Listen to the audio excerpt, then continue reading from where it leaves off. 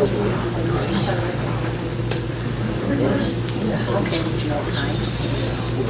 evening, ladies and gentlemen. Welcome to the University Heights City Council meeting.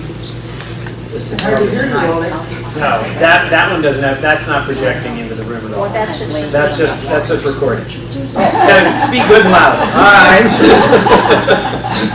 Lucille's going to complain that I talk too loud over the years anyway, so this is my chance to see. Give it all up. Okay, so, all right. Good evening, ladies and gentlemen. This is the University of Heights City Council meeting. This is August 9th, 2016, and this is the University Club. I see that everyone is here except Lori, and I'm sure she'll be here pretty soon. The first order of business is the approval of the minutes for the July 12th council meeting. Do I have a motion? Move to approve July 12 minutes.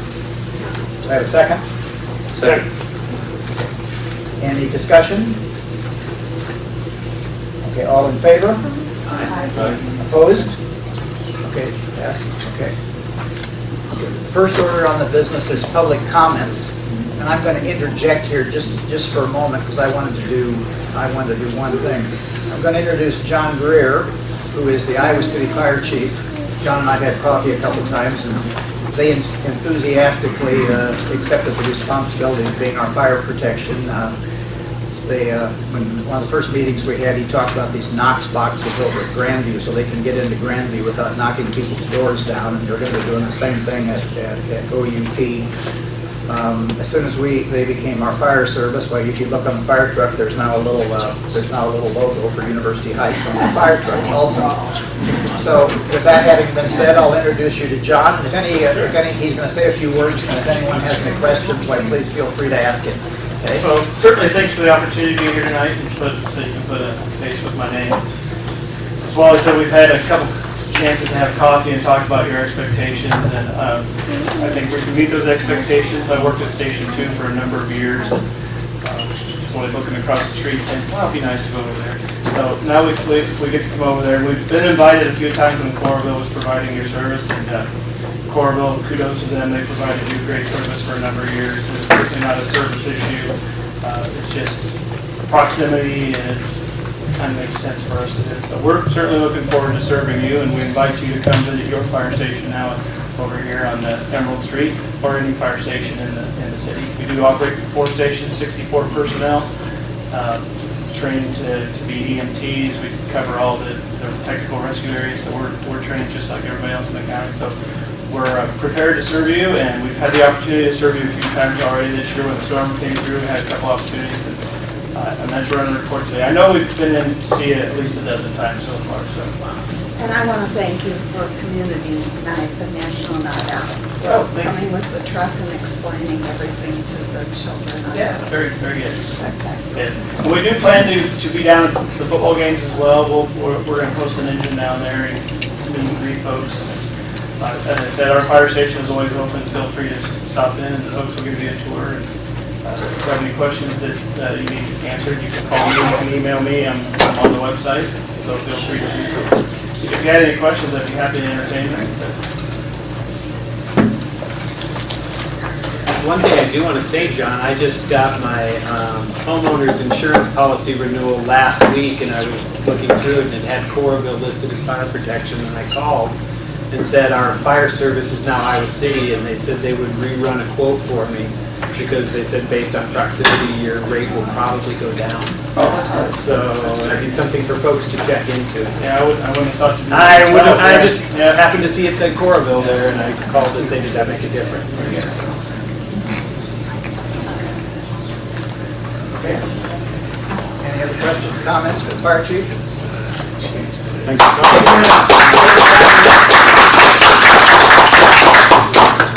Hey, Steve, would you please grab the list of folks that want to speak? Yeah. Okay, you got that. Well, too bad. I'll put your name down for you. Sorry, I couldn't.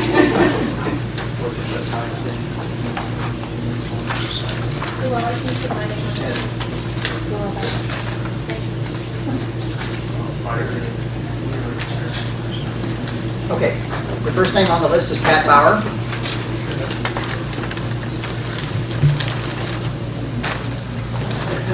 Pat Fowler, 338 Kozer, is a force substitute for Larry Wilson. He and I have been exchanging emails about the upcoming agenda item about increasing the parking spaces. I simply wanted to make sure that the requirements of ordinance 169 about stormwater management would be satisfied with respect to that change. The site plan that was approved in June of 2016 had 2 rows of parking in the south bay, 1 row of parking in the north bay, and then a bioswale at the north side of the north bay. And the question is simply whether the expansion of the north bay to include the second row of parking would adversely affect that bioswale placement.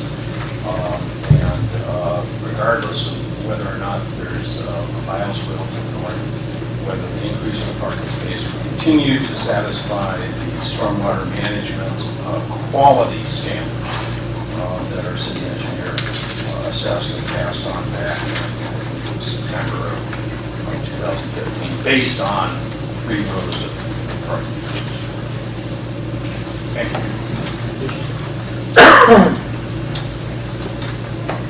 Now, Karen?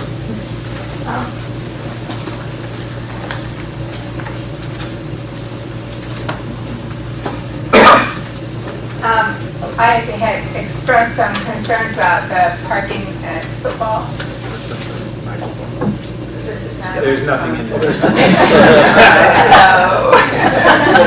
Talk loud, okay? I should speak louder. I expressed some concerns about the parking sort of representing sort of immediate neighbors on football weekends. Historically, there have been there's no parking on the north side of the Kozer, and I'm talking about the area of Kozer from Sunset down to the fire hydrant, which is just before Bowers, and I didn't ask Bowers, but they probably should be included too, that had 2 hours of parking on the south side, 2 hours, and it wasn't enforced last year a lot of the times till the end.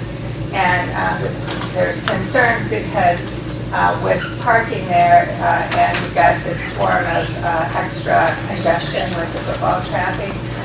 There's some safety issues with people like turning around in driveways, and actually with us pulling out of driveways, there's some blind spots and you can't see when you have a bunch of SUVs parked there. And you had mentioned that possibility of having just no parking on that side of the street as well as the other side of the street to help address these issues. We also have concerns about emergency vehicles getting down there, and people, especially people who aren't used to the neighborhood, have sort of a casual relationship with the whole lane concept, going up and down the street and come up with some speed.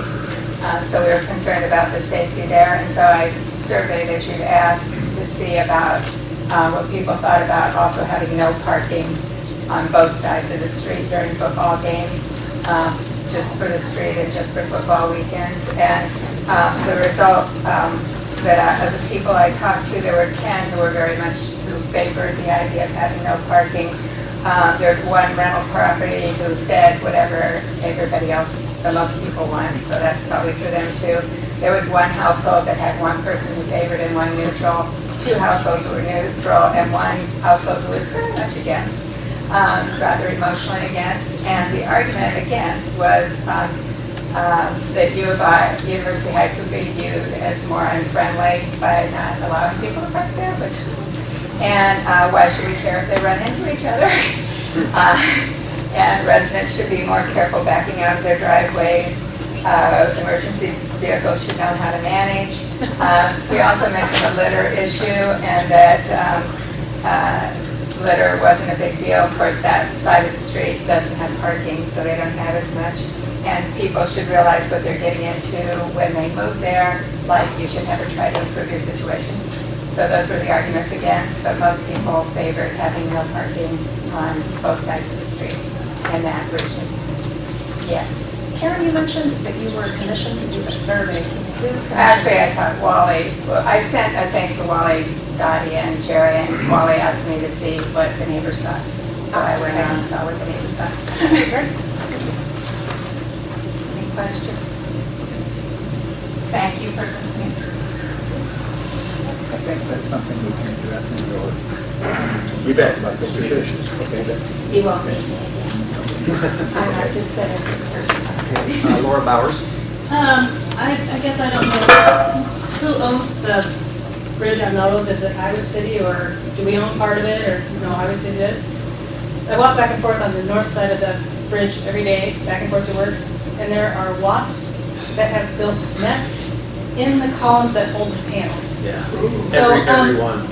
was that? Yeah, they're in every column. Yeah, pretty much, and they're, I guess my thought went to, once football, all the pedestrians or people are gonna get stung, it's gonna be a mess.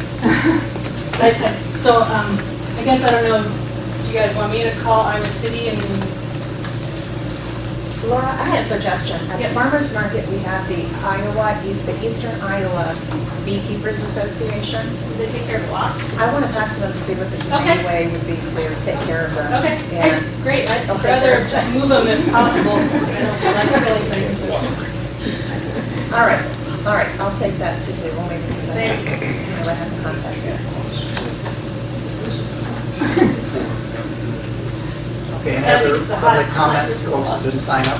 I didn't sign up, Wally. I just wanted to tell Jerry and Dottie that I have had my tree trimmed, the one on the southeast corner of my property, because it was coming down and people were running into it. So it has been done. So, with or without university, it's saying it needs to be done.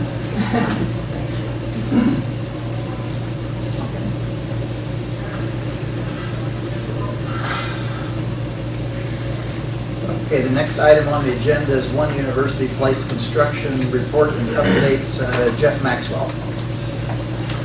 Kevinson. Or Kevin Mom. Take my shoes tonight, look like Jeff.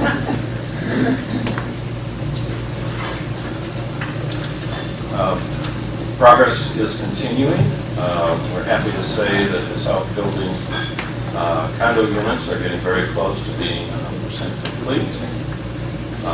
And carpet's going down, appliances are in, and finishes are wrapping up. So happy to see that the condos are nearing completion. If you noticed, we've been working on the landscape and getting the soil ready for our landscaping. That's progressing well. Our streets are in to the south side, or the south paving is in, parking stripes, and ready to go. Hoping yet this, by the end of the week, maybe our signals will be up and running so we can finish the street. So those are good things to get wrapped up before school starts, and we're hoping that goes smoothly. And we can open up the intersection of that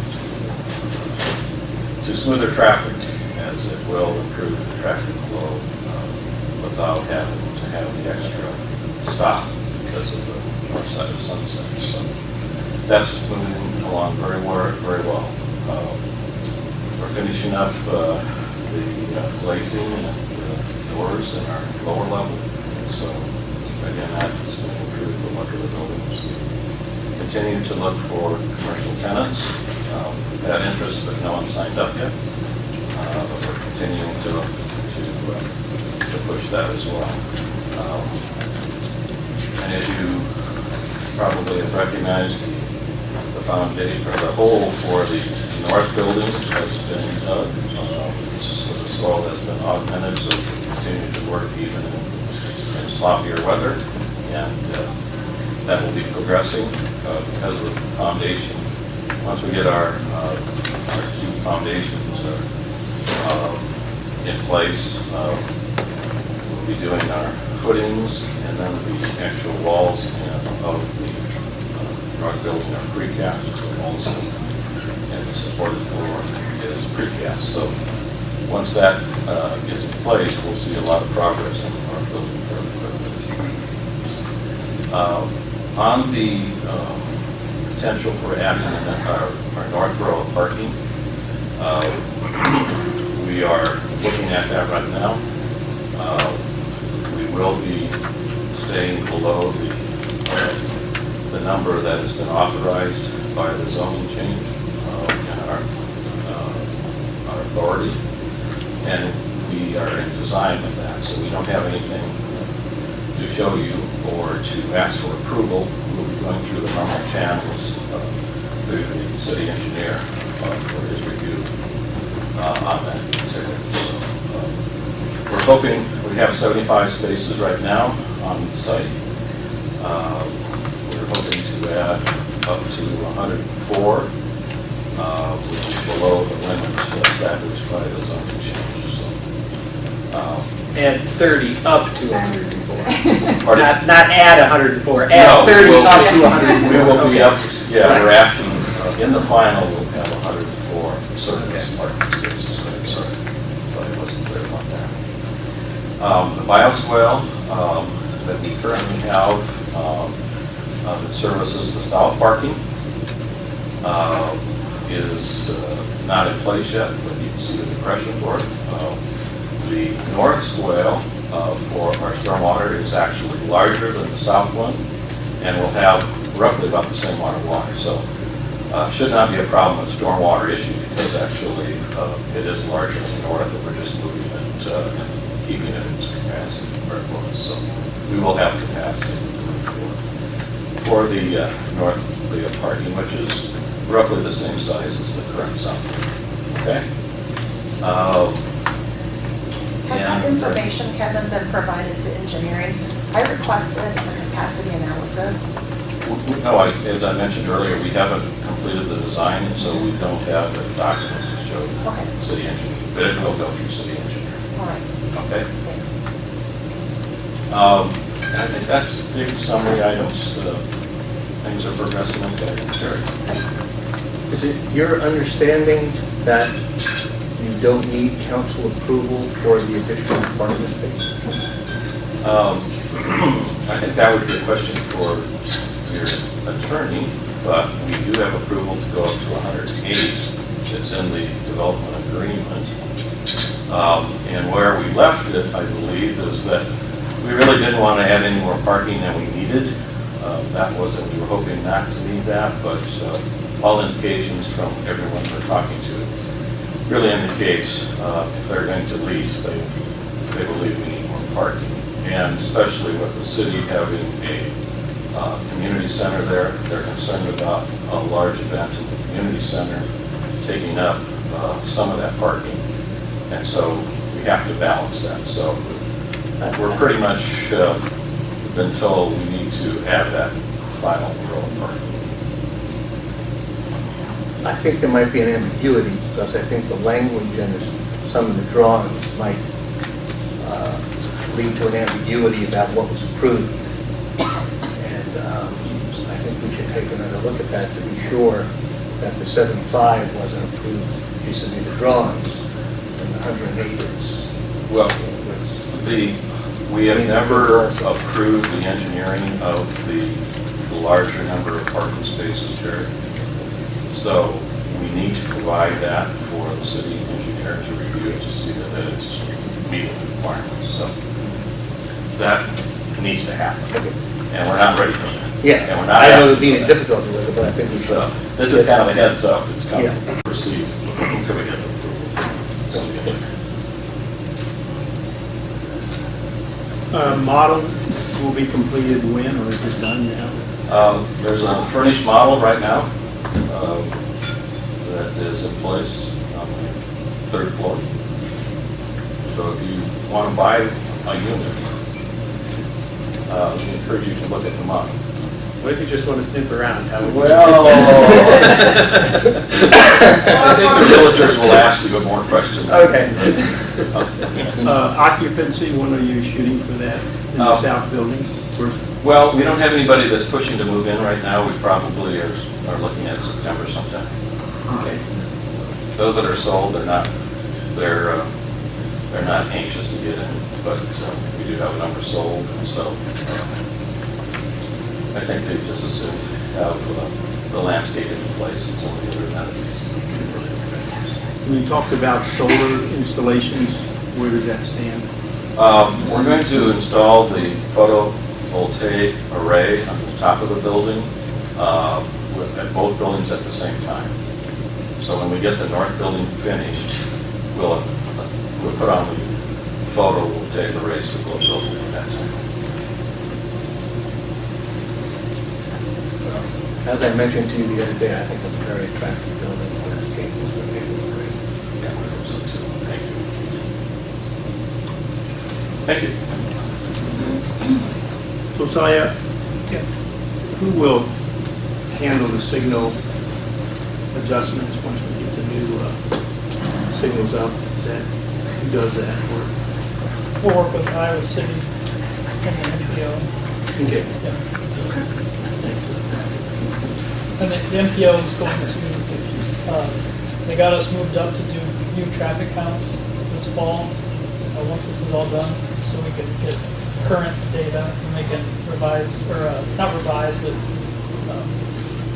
sort of fine tune the adjustments based on actual counts. So that will be ready next spring. So when they do that, they'll have a new set of timings for the signals that will be updated. We can put them in at that time. Thank you. Josiah, the next thing is you talking about the parking also. Do you have anything to add to what Kevin had to say? Parking what? Well, the next item on the agenda is discussion on increased parking at OUP with your name indicated, so. Yeah, I don't think so. I mean, like Kevin mentioned, we get to review the parking. We'll take a look again at the, like I mentioned, the drawing, the updated calcs on the bioretention cell and see how the changes the grading. So like, kind of a cascading effect, I assume. Push that out. Josiah, who's monitoring the bioswale? Was that Glenn or yourself? Or both? I think Glenn has had the most observation of it to date. So you'll be collaborating, I suppose, presume, together once that data starts coming in? Which data? Bioswale changes that are proposed by One University's development. Right, I mean, Glenn, I'll review the updated calculations on the files, so, and Ron put in a message to provide the new areas that they can show that it's sized correctly. Okay, I just want to make sure it's going to have the technical support in-house. Okay.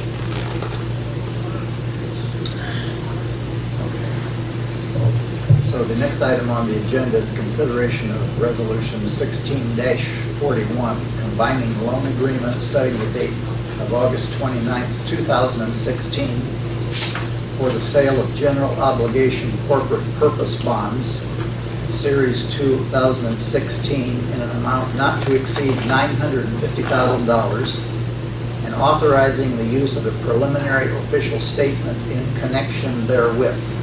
Steve. So this is the next step in the financial aspect of paying for street improvements and then having repayment by way of the voluntary special assessment and then paying for the community space. I think there's been circulated by the city's independent municipal financial advisor, Maggie Berger with Spear Financial, what's called a preliminary statement POS, and that was sent around. There was some feedback about that. If there's additional feedback, this isn't the last time anybody can say anything, but that is the document they're going to want to be getting out, I think, in the next week or so to prospective purchasers with a date of August 29. And I think the time is like 11 o'clock in the morning, something like that, for interested parties to submit bids to the city, sealed bids. The financial advisor will open the bids and then kind of work their magic between about noon that day and the special meeting that evening and to make a recommendation to the city about the sale of the bonds. So what this resolution does is just it sets the date for a special meeting of August 29 and approves this preliminary official statement with respect to the sale of the bond sale. I move adoption of Resolution 1641. Second. Okay, I have a motion and a second. Is there any further discussion? Well, I just want to refresh people a little bit on the bond. It's $950,000, $625,000 will be used for the construction work, and $325,000 will be used for purchase of the community center. The road work, the bond, the $625,000 will be a special assessment bond, which the special assessment will be done on the folks in One University Place. And that will be a 10-year bond. That will be 10 years, both bonds, for the total is for 10 years. We've had negotiations with the OUP developers on this. This saves them about $105,000 by doing this in interest payments, because they would be probably somewhere in the neighborhood of 5 or 6% to go off and get a construction loan. We think will be around 2.25 from what the current interest rates that our financial consultant is seeing on bonds of similar size and interest. We've negotiated that savings in interest. We would, as a city, receive 95% of that, or 90% of that in reduction of the community center price. And this gives us about a $95,000 reduction. So we go from $390 to about $295. We've still got a little bit of negotiation on that, but that's the general agreement that we've reached. Pat Barr has looked at this closely, taking a little bit from what he wrote on a memo in May of 2016. In addition to that, we were opening up the debt levy to be for OUP residents also. And the way the original one was written, it would only be done by current residents. By moving the OUP folks into the debt levy, we save about another $59,000 because it would be an increased valuation. So we pay savings by the current residents is about $155,000 that we will save by this particular negotiations that we've done. This protected debt levy occurs before any rebate of any TIF or anything like that. So this is, I think, a very solid financial base. Our current debt limit for the city is $5.1 million. It'll probably go up to 6.5, maybe a little more, but in that general range when the OUP comes in place. This is the only debt we currently have.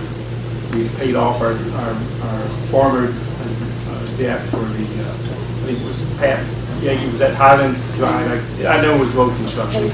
Paving, yeah.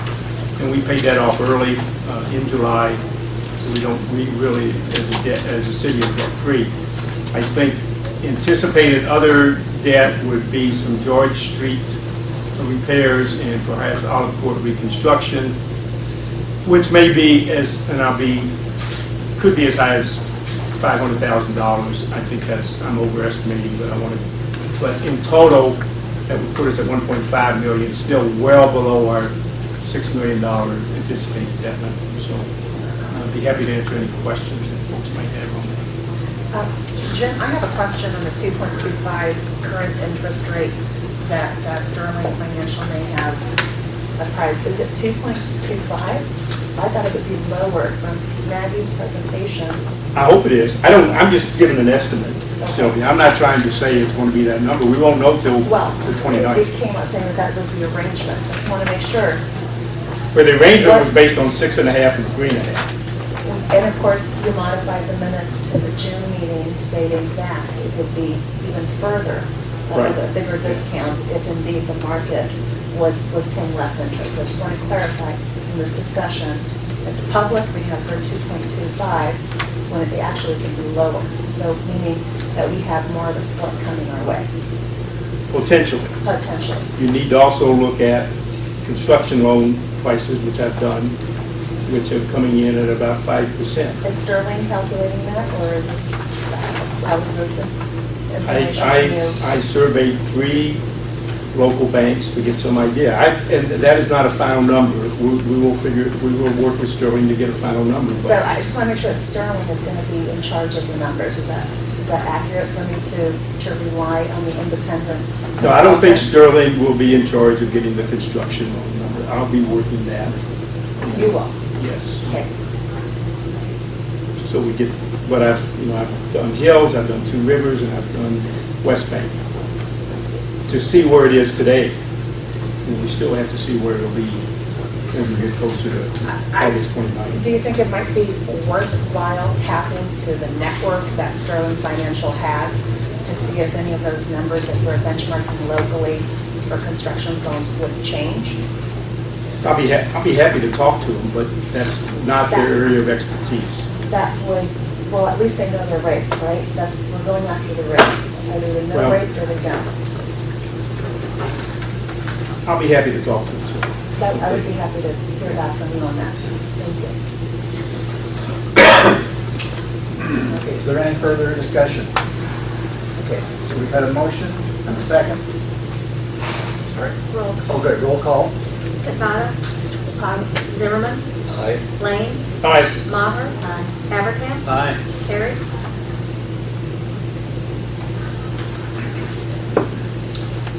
Okay, the next item on the agenda is consideration of resolution number 1642 to retain Clayton P. Hargrave and CHD Studio Workshop to provide design and consultation services at no cost to the city concerning the style and design of the interior and exterior of the community space that the city intends to acquire in One University Place.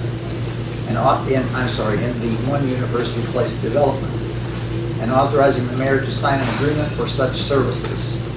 Mr. Hargrave desires to provide his services without compensation as a gift to the city.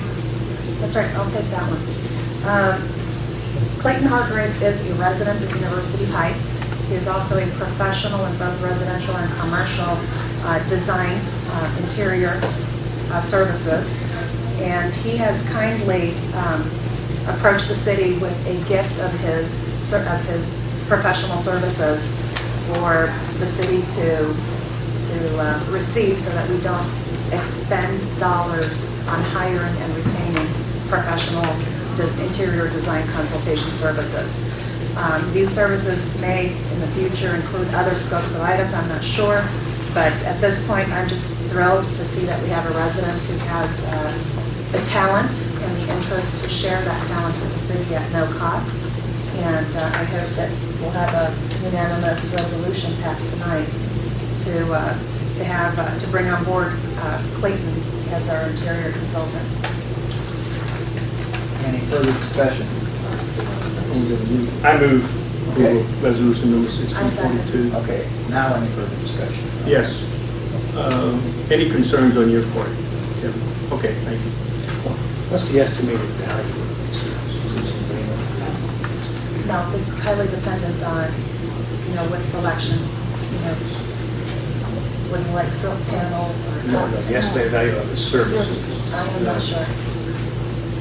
Is that something we need to know? No, I'm just interested in what the... Just to clarify things, this is for the interior, not Right. Yeah, I wondered about that. interior. I don't know why it said exterior, but. Interior. I'm going to cross this off. Exterior, yes. Not a lot of choice there. We're not painting. So for the record, we're removing exterior from this resolution. Please. Okay. Kevin, does this involve purchasing of things? It could possibly include purchasing it, I don't know yet. But that requires approval by the council. And is there a budget for that? Preliminarily, Jim has informed me that it may be anywhere between 50 and 60,000, I'm not sure. We have 20,000 in the budget for furnishings. But we have 40,000 to make our payment. Now that we're headed towards bonding, that 40,000 gets freed up. I also would say that I think this is money that could be funded also by, or a project that could be well funded by local option sales tax, of which we still have $200,000 or $300,000, about $250,000 remaining from that we never used that we didn't use. We used for sidewalks, but that was about it. So we have quite a good reserve. So I I think this would fall under what folks would regard as a good project to do from an overall perspective. So I don't, Sylvia and I have talked, we don't want to get extravagant, but we want to make sure we do a good job of this and don't try to cut too many corners. I'm sure it's a good investment by the time we're done. A couple things related to that, to furnishing it is, I happened to run into John Deeb at a University of Iowa orientation session. We need to, and I mentioned this previously, but I'll bring it up again, we need to have the county auditor inspect our community center so that we can have it approved as a polling site for the November general election. They will need to do that. They can do it now practically because there's walls up. They're measuring doorways and doing things like that. I'm happy to coordinate that. But I think that we would want to furnish our space in all due possible speed to make sure that we've got an election site ready for November 8th. And they will need time to inspect. They'd like to inspect it now because they'll have to reissue voter ID cards with the new location on it. Actually, let me work with the inspection so I can bring on board Clayton. Okay. So- I mean, what John said, all they come is with a tape measure and they measure doorways and halls and just say, okay, it's good. I mean, that's all they want to do is there's a federal form that they have to check off that it meets. Okay. Right. Yeah, because I know Clayton will have to have access to, Sure. and he also needs a copy of all of your wiring. Right, and I'm going to talk about that later. The other thing I would hope we would put on there, today being a sad day with one of University Heights' best loved residents passing away, Dottie Ray passed away this morning. I would strongly hope that part of this community center would be city history and some kind of memorabilia that celebrates our community, and I think the great people that have lived here. I would love to see that in an initial design because that could really be something. So. Mike, I can assure you that we have, I think Clayton is prepared to provide a variety of design options, Good. very similar to the Envision program. So, I'm sorry, similar to what? the Envision program. Right. So I think that would be well an item to see that, or expect, or request, et cetera. It's perfect time, because I understand there's a new documentary out. Yeah, on Dottie herself. It was great. I was at the premiere. It was incredible. I think the council should extend its thanks to Clayton and welcome his efforts and somehow acknowledge it down the road formally.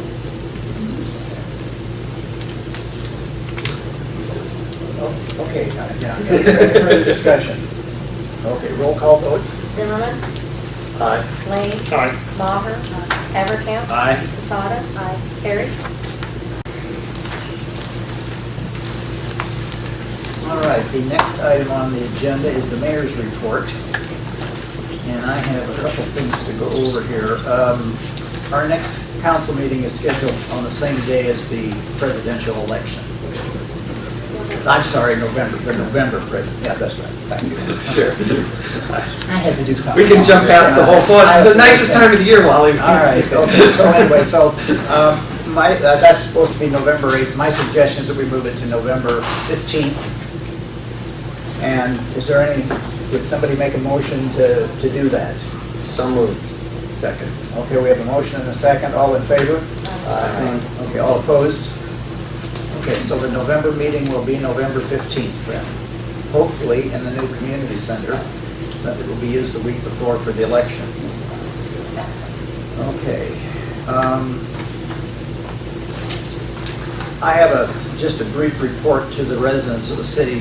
The storm on July 6th caused considerable damage to a lot of trees around the city.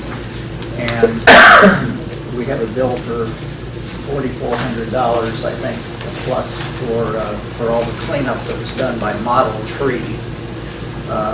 Two of the residents, some of that money was for actually trimming trees in their on the city right of way, which apparently it's been the policy of the city for many years to split the cost with the residents when trees need work on the city right of way. So it's not that much off the $4,400. It's about $62.50 for one and $125 for the others. However, There are 3 other trees that were damaged that need to come out, and that situation is about the same, where we split the cost of that tree removal with the residents. And so there's one at 330 Gulfview that our share will be $950, 1489 Grand, which is our share will be $500, 55 Prospect, $450. One of the residents called Dottie and indicated that there were some trees on North George that need to come out, and he was right. They're dead, and they probably pose a safety risk. So there's one that we have to pay $785 for, and we will split the cost of the other one with the property owner, which is going to be $685. I want to thank Mike for all his help. Mike has had experience with this before, so he was a good advisor, as was Virginia Miller, a previous council person who is who's the chair of the tree board. She's a forester. She knows a lot about trees. She was very helpful. These estimates that I have were the lowest estimates, by the way, that she obtained from two or three different companies. There's also 2 stumps that pose a danger that are on the parking. One's on Marietta and one's on Highland. And she thinks that the cost of that's about $100 to $200 per stump, and we're gonna take care of that too. This comes out of the budget. We have a tree budget. We're gonna go over our budget by a couple $1,000, but at least we have this budgeted to do this sort of a thing.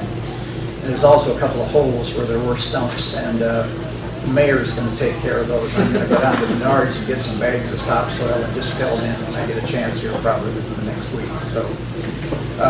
Anyway, the total we had was, for all this work, was $7,827.50, less the $187.50 for the reimbursement we're going to get from the residents. Any comments from the council? Question. What is the difference between Model Tree Service and the Brothers that did cleanup at $225? Because I saw the pricing differential. Your estimate was $4,000 and they were $200. No, it was 2 different. It was 2 rows of different things. George Street was completely blocked the morning after the storm. Model Tree was the company that the police were instructed to call when that sort of a thing happened, and that's what they did. The police called Model Tree. They came and cleaned that area on George. There was another tree down right across from Mike's on Gulfview. There was... So they did the heavy cleanup? They did the heavy cleanup, yeah. Yeah, there just was so much debris laying around, and I was concerned about people riding bikes over. I just wanted to make sure that we weren't paying the higher contractor. No, it was 2 different things. It was a clear Mobros are report. just basically a lawn service, and they've got blowers and so forth, and so that's why I asked them to go out and do that after your good suggestion about not... I was thinking about sweeping the streets and spending $1,700, $1,800, and I think in retrospect that your advice was very good on that, so $225 was better, so... any comments from the... I have a comment only. In light of the previous report here, I drafted a resolution for post-storm cleanup in the future.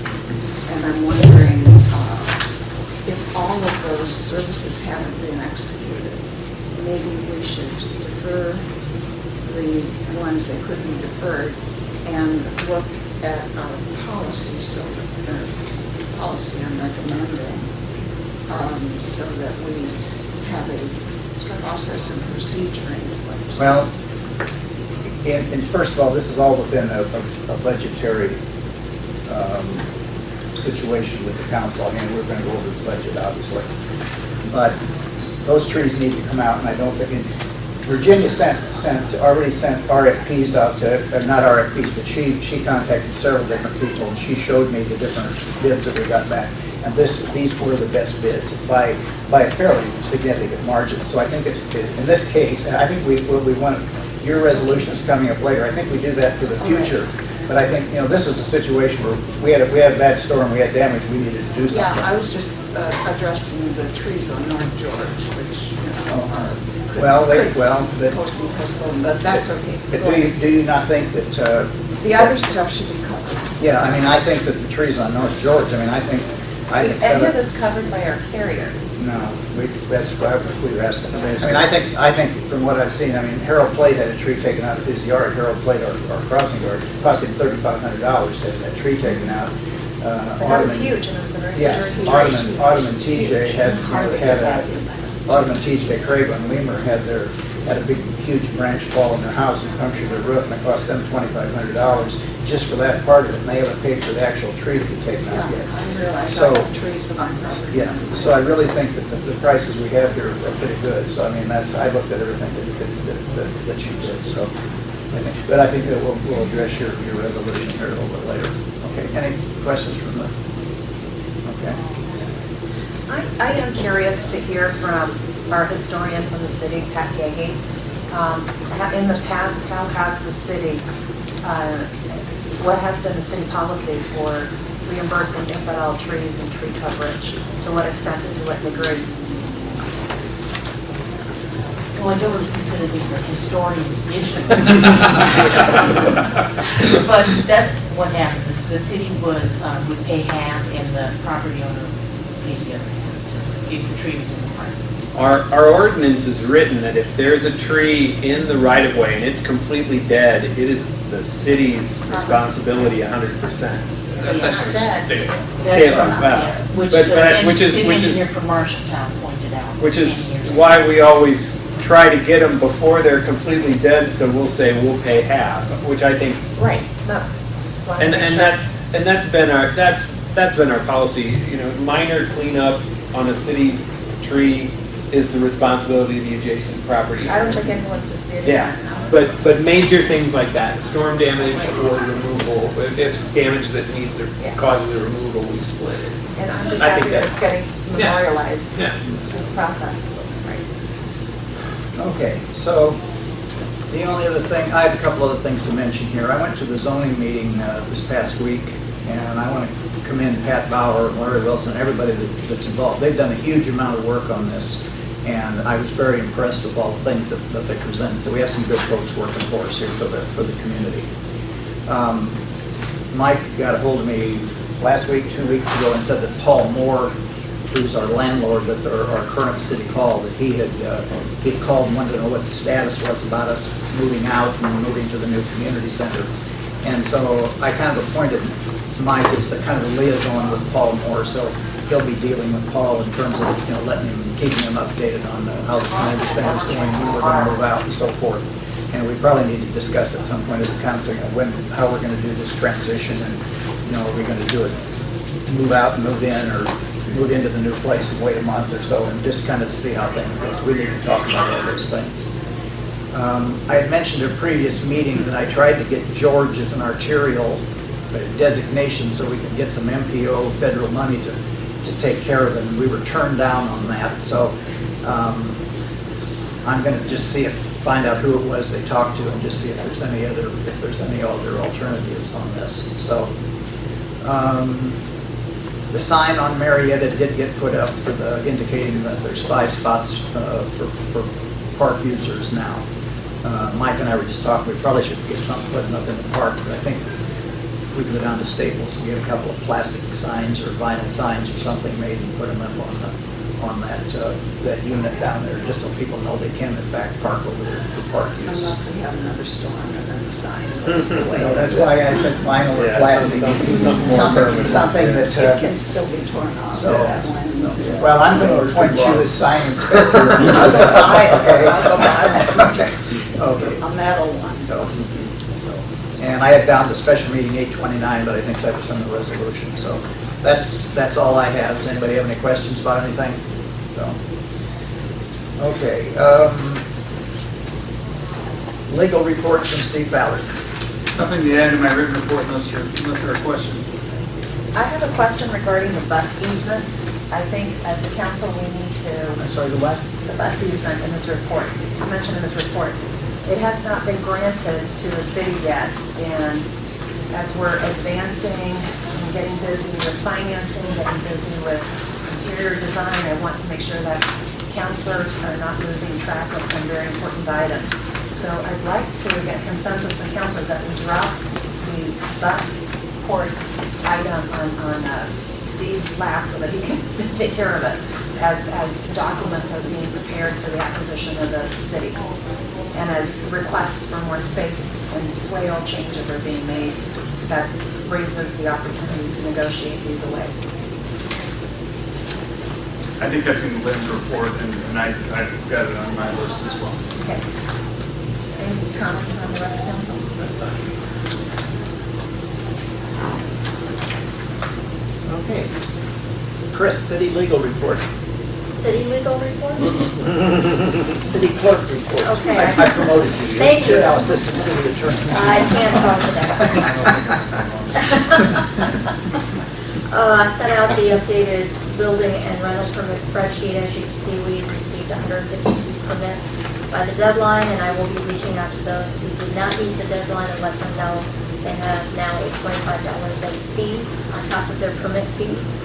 Otherwise, not too much more to report outside of my report.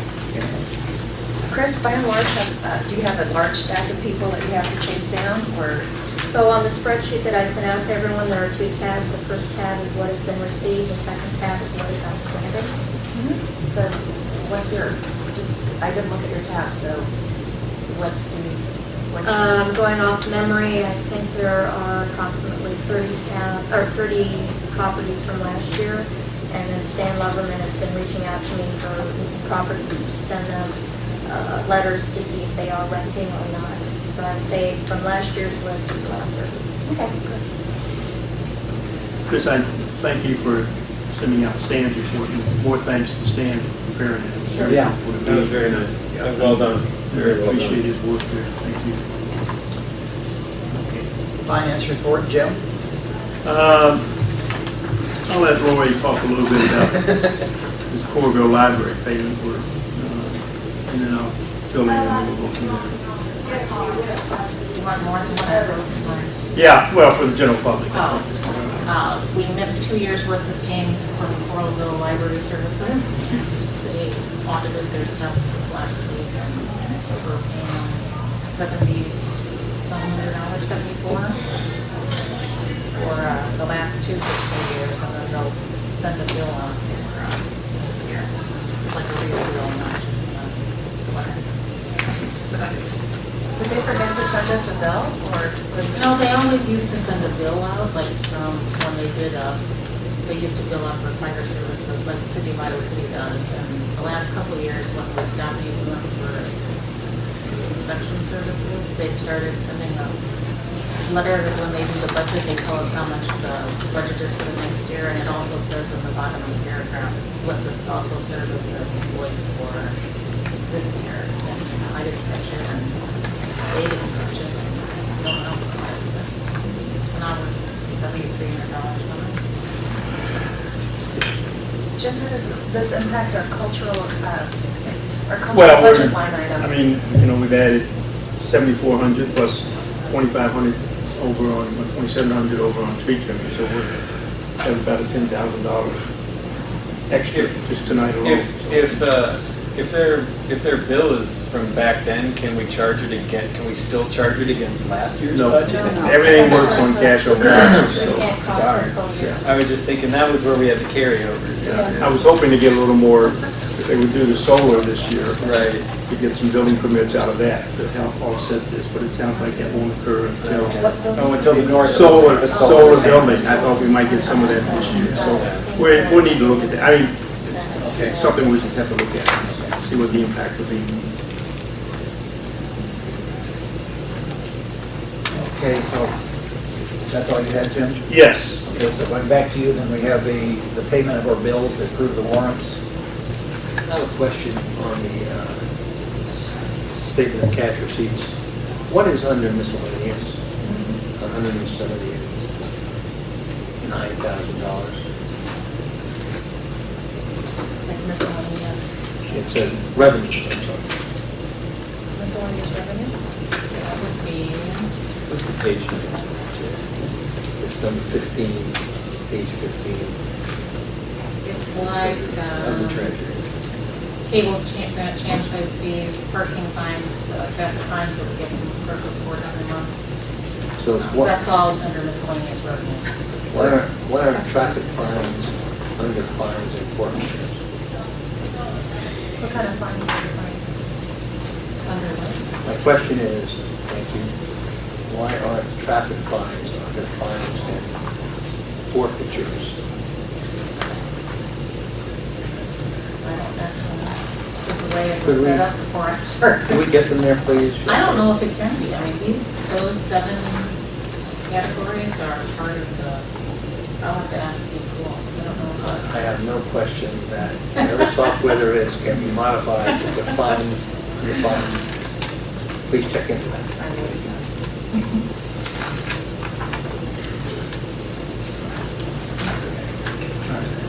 So, do we have a motion to accept payment of bills? So moved. Second. Okay, all in favor? Aye. Opposed? Okay. Police report, Ken. Really nothing to add. I think that we were going to continue our discussion about the 2 part-time employees. So I just want to make it perfectly clear that I am not trying to grow the size of the police department. I'm attempting to accomplish 2 things. One is to create greater flexibility in the use of part-time employees. Right now, I only have 1 part-time employee, and if he's on vacation or isn't available or out of town, then either I have to be on call during that period of time, or one of my existing employees would have to work overtime. And by hiring 2 other part-timers, it just simply allows me greater flexibility in my scheduling, as well as I had a discussion just today with one of my officers who's considering applying for another police agency. And by having those additional 2 part-time employees and having them trained and currently working for the city on a part-time basis, it makes, when I do lose an employee, easier for me to backfill, to simply take somebody that was in a part-time position and move them into a full-time position. Because as it stands right now, if my employee gave notice and said he was leaving, I would be in trouble. I would have to go out and really scramble to try to find somebody to fill that position. And the most difficult thing that I deal with is getting somebody that's certified. Anybody that's certified, is going to be applying for the bigger jobs. So I always end up hiring the uncertified guys, and by having them trained and ready to go, it makes it a lot easier for me to fill that position when it's available.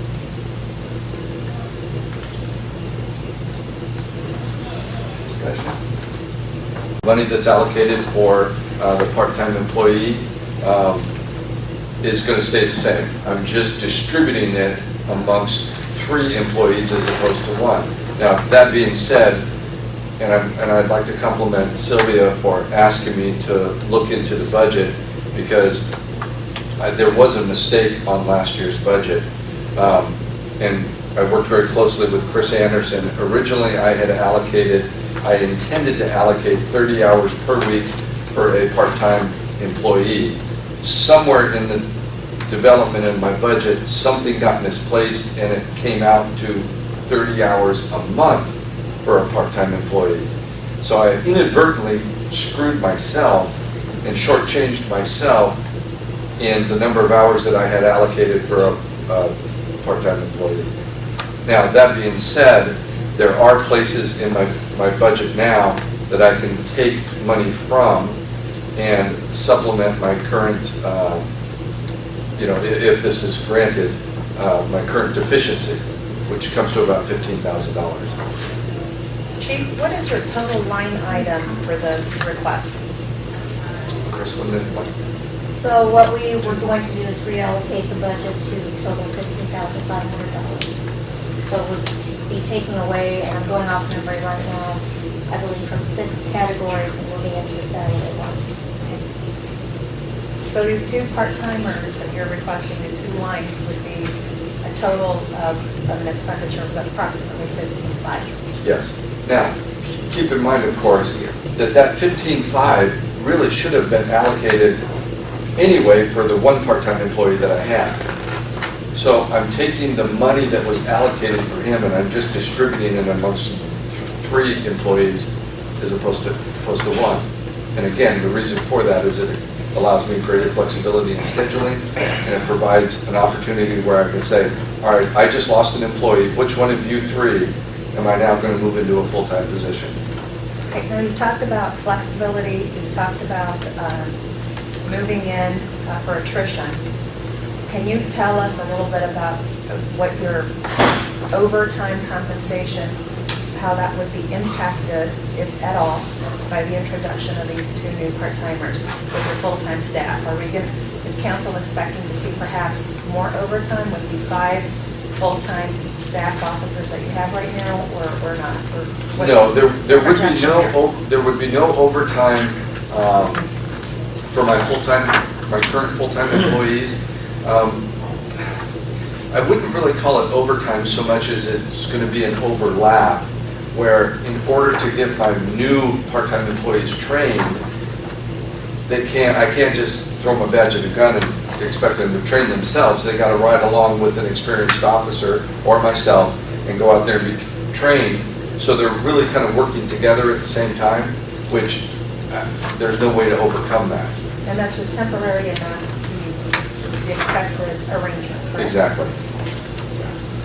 How part-time will they be, and will they have enough hours to give them some longevity rather than getting some experience and looking for another job that's quicker?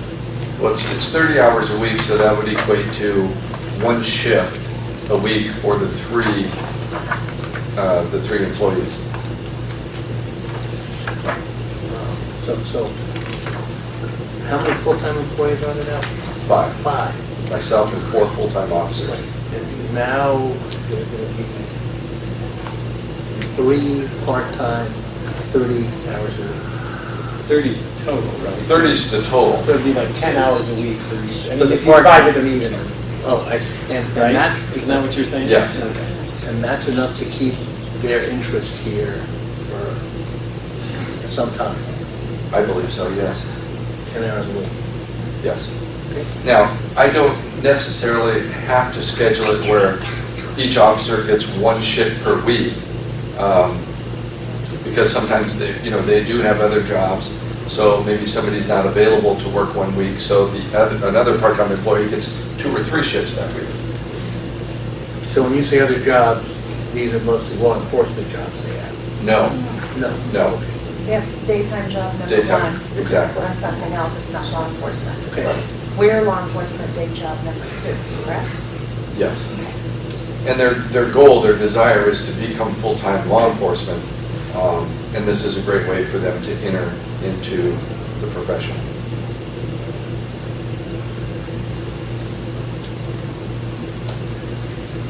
Okay, so the next question is, do we have to have a vote to allow Ken to do this, or? Hold on, I had another comment. Jim, do you have any budget concerns that you? No, Ken's reviewed them, he understands that he has to make the necessary cuts. I mean, I'm going to be watching, monitoring. Well, I make just sure. want to know.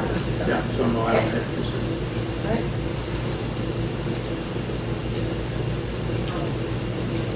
So do we need, does somebody want to make a motion to allow him to do that? Do we need to do that, or is that a decision that the chief of police can make on his own? So he has to make the necessary cuts. Where are those cuts coming from? I didn't bring the list with me. Do you happen to have it, Chris? I don't have it with me, Okay. but I can send it to you, Jerry. I believe it's 6 line items, and I'm going off memory. Okay, but that's all been done already. Right, so Chief Stanley and I work together to look at the line items that we could cut and still be able to do the functions that they need to do, and then that will be allocated towards the salary line for these officers. This is probably in his discretion anyway, isn't it? That's what I would say, yes. I would say, I guess I'd be willing to make a motion that the council affirms the chief's choice to reallocate his resources to this. I'd make a motion to that effect. that council affirms that the chief is reallocating resources as he sees best fit. Well, with council's consent. Sure, yeah, Right. yeah. So you want to repeat your motion then? That we affirm that Chief Stanley has the right to reallocate his resources if we approve of what he's doing. I don't know. I'm not used to making motions and resolutions on the fly. Just for the sake of consistency in process, is this a process that the council has followed in the past? Well, let's ask Something- legal. Well, we started discussing this before, did we not? And this is sort of the second one. Right, but just the usual resolution. Steve, do we need, You know, I mean, you can do this by motion, and I think you can do it by sort of informal approval too. I mean, the chief, I think, is depending on the council's view, the chief has the, the authority to run his department. Yeah. But to approve the common practices, then the chief has hired people, brought them to the council to introduce them, sometimes sought prior approval depending upon different things like changes to budget or differences in operation that might look, out of sorts to the council that has not been informed. so while we appreciate his bringing this to the council, I don't think there's any need for the council to approve it. It's totally in his discretion. I don't have a problem. And we have done that. We always approve of new hires when there's actual people being hired. We do that. But you do, well, that's fine. That's what I was asking. Okay. And I completely agree. I think we give our police chief the ability to administer his department. I'm fine with that. If that's the history, let's just make a motion that we affirm Chief Stanley's decision. I'll second my. So we're going back to it? That's what I thought I said. Okay, all right. I'm sorry, who was the second? Jim. Thank Okay. you. So we have, That we're affirming Chief Stanley. okay, so we have a motion and a second. Right. We've already discussed it as far as I can tell. All in favor? Aye. Opposed? Okay. Got it. Okay, committee report, community. Let's see. Jerry, are these next two items yours, discussion? That would be fine, yeah. Well, Okay. I had a comment about community policing. Just in terms of National Night Out, I wanted to also thank everybody that participated because it was an awesome success at our new Tar Court Splash Park. We had probably 200 people or more, children and adults. And Herky came and McGruff, the crime dog, in his overcoat because he wasn't sure whether it was going to rain or not. And we have a bunch of pictures which we get on the website. So it's a step forward in community policing, and I think the police are to be congratulated because they were awesome. And Nick Sherman gave out more ice cream than I think Dane's Dairy. So that's my temporary comment. It was very timely having the fire department there, too. Yeah, and the fire department was awesome. No, I really- The kids were crawling in and out of the truck and great. Okay. So this community policing, that was your item then, is that correct? Yeah. Okay, all right, so, That is not. okay, all right. Excuse me. Okay, you carry the ball from here on here, whatever. No, Okay. I talked to the chief about this afternoon. I think there is a need and desire to have police more visible on the ground in the community, walking the beat for some time during every day. So they're not just Crime Stoppers, they're community helpers. Or on bicycles. Or on bicycles, whatever. And I think that could be an important contribution to police-resident relations. And the view of police in this community, we know that the view of police in other communities is not something we want to emulate. We want to do it our way. And I think this would be a good start amongst the other things that have already been done. So I would like to do what we can as a council to encourage Ken to build that into the time that his officers spend on the beat, if that's congenial to him and the rest of the council. I think Jerry also, some of the officers have gone down to Horn School and have worked with the children too. And that is also a great opportunity. And some of the officers also have little sticky badges that they can give to the little kids so that the children and the community begins to realize the police are there as big brothers to help. Well said. Yeah.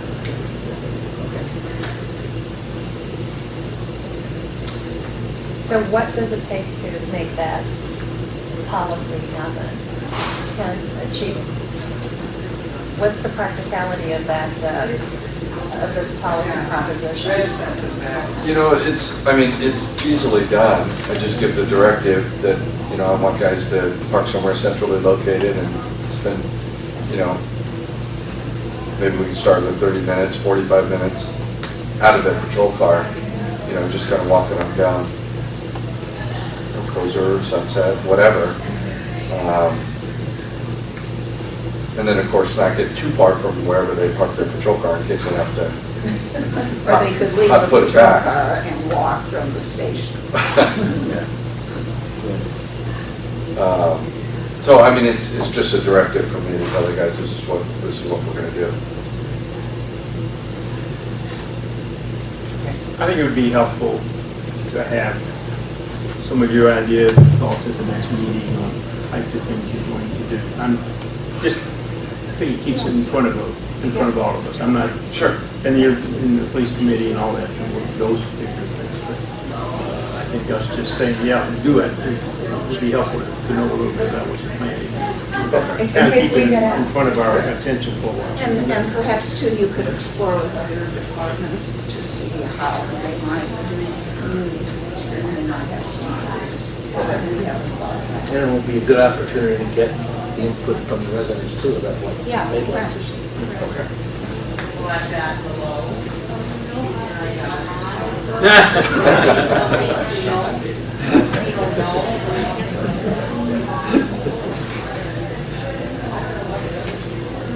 So you have another item? Yes. This may not appear to be relevant to this community to some, but I think it's relevant to every community. And a nightmare that I have is something untoward happens between officers and violators or non-violators, and the issue of racial bias comes up, and we have no answer formally that we have done everything in our power to assure that our officers know how to deal with their biases, as we each have to know how to deal with our own biases about race and nationality and gender and everything else. And I just want to be sure, as a council member and as a person, that I have done everything, and that I hope we do everything in our means to sensitize the officers in a way that optimizes the chance to get them to respond without bias in every situation. And that's a tall order, but I think there are ways of going about doing it. I'm no expert on it, but there are experts on it. When we had our business, we had a core of 60 to 100 coaches going into large urban school districts. And it was incumbent on us to get them sensitized to the cultures they were going in, and we spent considerable money on getting them sensitive to those things. So they understood their own biases and performed accordingly to not yield to their biases in detrimental ways. So I think that's something that we should consider, and I just want to be comfortable that this council has done everything and given Ken every opportunity to use the best resources available to sensitize his officers. Jerry, have you had an opportunity to look at the Iowa Law Enforcement Academy? lesson plans, because I have. they address many I have, of these and- issues. It would be simply a matter of exploring with them to what depth they've explored those. And to see if there's more to do to make Yeah, them better. that's all. because the thought of the cost of, I don't know, psychological training or whatever, whether, it's a risk-benefit analysis without any substantive reason, to go beyond the Iowa Law Enforcement Academy lesson plans, or, we need to really see what the cost of Right, so we have to see what the benefit is, but I assume that there are experts in the nation who are doing this on a regular basis with some data on its impact. I think to ask Ken to explore that is what I'd like to do. And to be sure that quantify the need.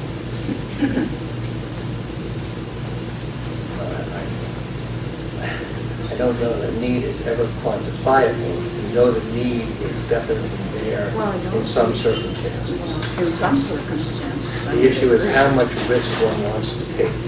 Well, I want to take none of the risk. I guess I would have to see some basis for your request. Well, having done this type of training in the past myself with several different groups when I worked in manufacturing and also outside of that, there's always a need. There's always a need for refresher. And so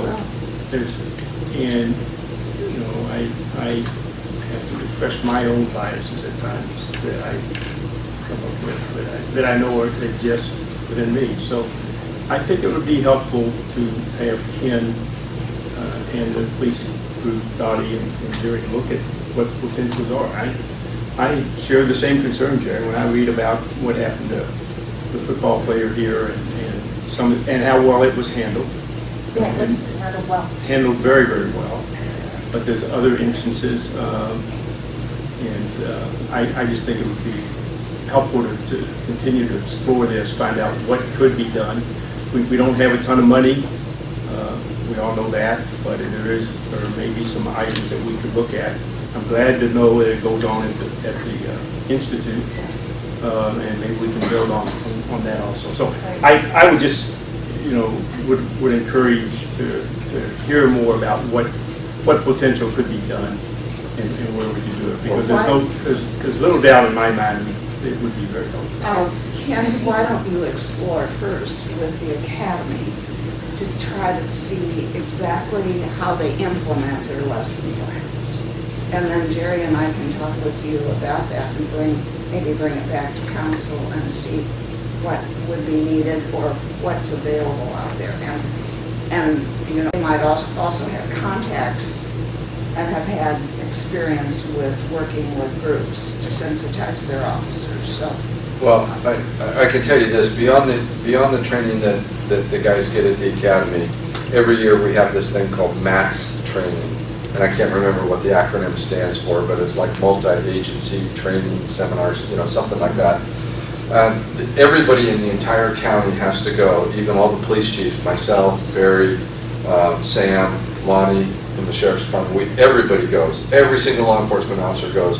And they usually designate one full day where they have somebody that comes in regarding cultural competency, cultural awareness, and at times it gets very heated in there, but it's a very in-depth discussion, it's very interactive, and so, and we've been through that twice now since I've been here, and I think it's an annual part of every year that they do this training. But I will look further into it. And I guess also just thinking when I was on the police committee in the previous term, yes. We also had we did a neighborhood watch session where since I worked with Kingsley Botchway in the school district, who's our equity director, Kingsley came and talked about cultural competence in one of our sessions that was open with the community. It was the best attended one we've had. I think things like that are great opportunities that we can avail ourselves of. I think we need to stay ahead of everyone else, irrespective of where everyone else stands. I mean, having being a female who's been on the receiving end of biases on council and outside, it's extremely important that we start with our police departments and make sure that they are officially representing the entire city on important event days and on ordinary days. We want them to put their best foot forward so that they are well-trained, both professionally and also socially with respect to biases. So I'm all for supporting you, and I'm wondering if there's any grant money that we could look into to see if there might be some availability to help if there's a budget strain on this. But this is meritorious of us, donating our own council check to make sure that this training takes place. This is a 1,000 resident, 1,200 resident community with a $500,000 public safety budget. The least we can do is assure that something like is happening outside of this community doesn't happen. And that's what Well, I think we we can't should do. ever And assure. Dottie, nobody's asking for assurance. What I would Use the suggest- word assured. But can we just have one person talk, please? Not with Dottie. I beg your But- pardon. No. But Ken, what I would like to know, if you could find out, what is the best, the Cadillac, the Mercedes-Benz, whatever kinds of training that others think are effective in the country that might be used, and what the gradations are, so we can make decisions about what direction we want to go. Okay. Dottie? You want to give it a comment? No.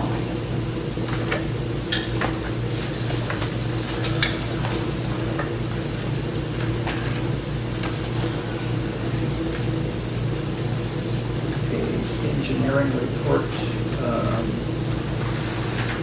wait a minute. Well, okay, so Dottie, your resolution 1643? Right. I can find it.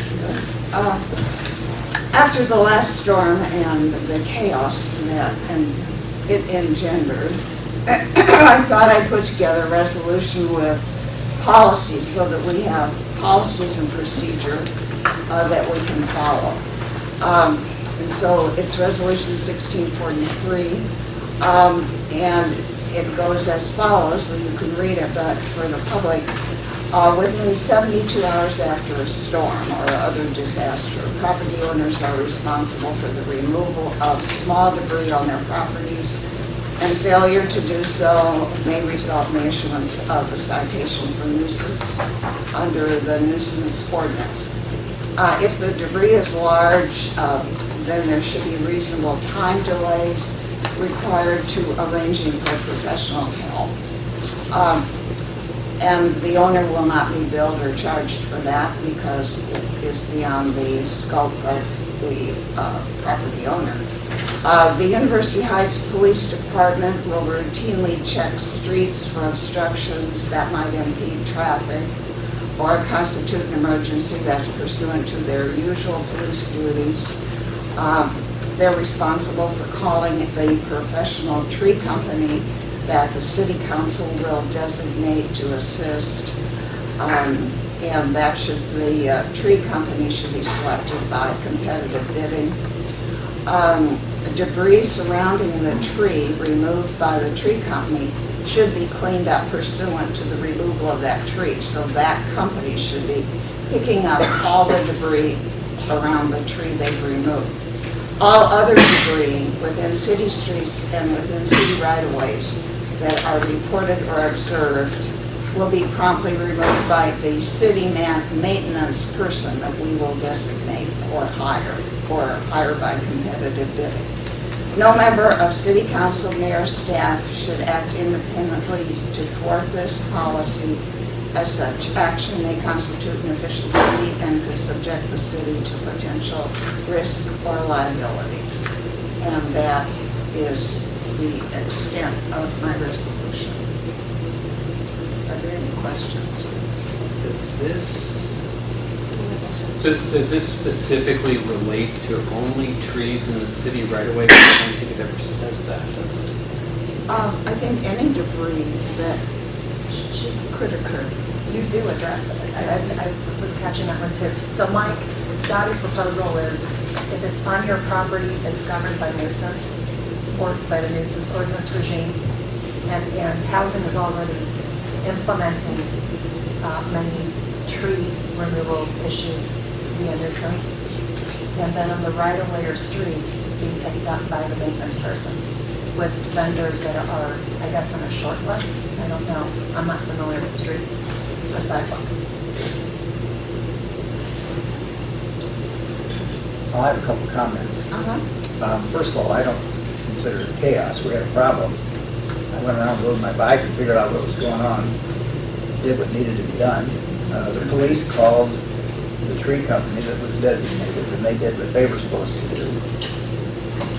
We got the streets cleaned up reasonably well. I don't have a problem with, with the concept here, but I think there's too much in this for you to, for the residents to comply. I mean, there's somebody in my neighborhood that's still got a tree laying on her parking, or not a tree, but a big branch laying on her parking, and I would like, I wish there was a way to deal with that. After Virginia got the quotes from Black Squirrel to do this other work, I agree with you. We need to put out some kind of an RFP to see who's going to do it. Because like Model Tree charged $125. There was a tree hanging over a sidewalk over a golf field, and the guy got a big long pole. I was over there when he did it. He got it out in about 10 minutes, 15 minutes. They charged $125, and that's a little. I was on the way to something else. So I don't have a problem with it. I think the one thing that crossed my mind in thinking about all this was how do they figure out their quotes? They figure out, okay, it's going to take me X number of hours to do this, and I'm going to charge, $125 or $130 an hour. Is that how they do it, or do they? I don't know what their criteria is for giving a quote. So I'm not sure. I'm baffled by this whole occurrence. If it hadn't been for the storm that we had, I didn't know what administratively was happening behind the scenes, and I think it needs to be process established, because from institutional knowledge from one council to the next changes. Well, I agree think that is a terrible position for the city to be in. Part of my motivation between, other than that, I got 2 or 3 phone calls that morning saying, hey, Wally, we got trees down all over the place. With some of the meetings with EMA, because they mentioned something, the mayor's got decisions to make. If there's any kind of, if a tornado goes through here, I'm supposed to be the one to say, okay, we got to get going on. That's what they told me, and get FEMA involved, and if it was a really bad thing. And so I'm thinking, okay, I better get myself in gear and get out and take care of this, which is what I tried to do. But see, other subsequent mayors may not take that action. So the reason for my policy is that if we put it in place, then we'll at least begin to have a semblance of some sort of process of way to handle this. Now, a gigantic tornado where we all get is another thing.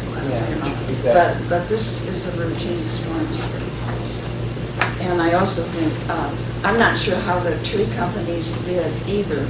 But, we're a city, so maybe we could get some comparable bid basis so that we wouldn't be doing it on the tree. Here's a suggestion for the utility companies: when there are emergency circumstances and the utility in-house teams cannot respond, a general manager out in Timbuktu will call any one of the contractors that are on a short list.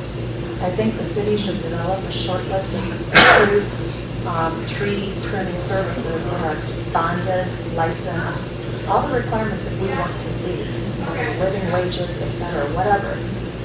And we should have that as a short list for the staff that we mentioned that are doing the work. So that if what would happen if squirrel tree service hadn't worked out? Or whoever is the designated city. Well, it was Model Tree was the designated. Nick Sherman called them at like 5:30 in the morning. They were cleaning with George by the time I even. But I'm saying that's great. They responded. No, they did. But if they had been out on another job. The other thing that happens is that there were so many, these guys were so busy, there was so much going on. I mean, I had a gal that lives over in Prospect, her neighbor was complaining about, because she was out of town, well, Gretchen, and I think Dottie went over there too, and I explained to the guy, I said, listen, these folks are just so busy, they're gonna get at things as quickly as they can. Model Tree pretty much got everything that they needed to do taken care of that day. They got the George thing, they got one on Kozer, they got the one across from Mike, and then they were down at 5:30, quarter to 6 at night, cleaning off the path between North Sunset and Well, Prospect. I think that's great, but I think Sylvia's idea about maybe having A short list that short is list of routinely repositories. updated to make sure that we're not Yes. being anti-competitive by keeping squirrel forestry. Yes, right. We want to make sure that we're casting a broad net for competitive. Well, and that's what Virginia did, and that's to her credit. I mean, I saw the other bids, and Yeah, but we're lucky we had how she responded. I think Yeah, the yeah. council always counted the calendar. Well, Yeah. she helped me after the fact. I mean, the first bill goes to Model Tree, the rest of it is. Well, that's why- But I agree. I think That's why we need. Yeah, I think, to my mind, I think we should table this, we should look at this and try to tweak it and be more specific in some of these things you suggest, because I think everything you had in there was pretty good. I mean, I don't know about the police going around and finding people for Well, not but moving no, stuff. they're not finding people, but the police are already a routine staff that is responsible for, this access in the roadway in the community. And so it's very easy for them, they're on duty, and they're already authorized, and they can go around.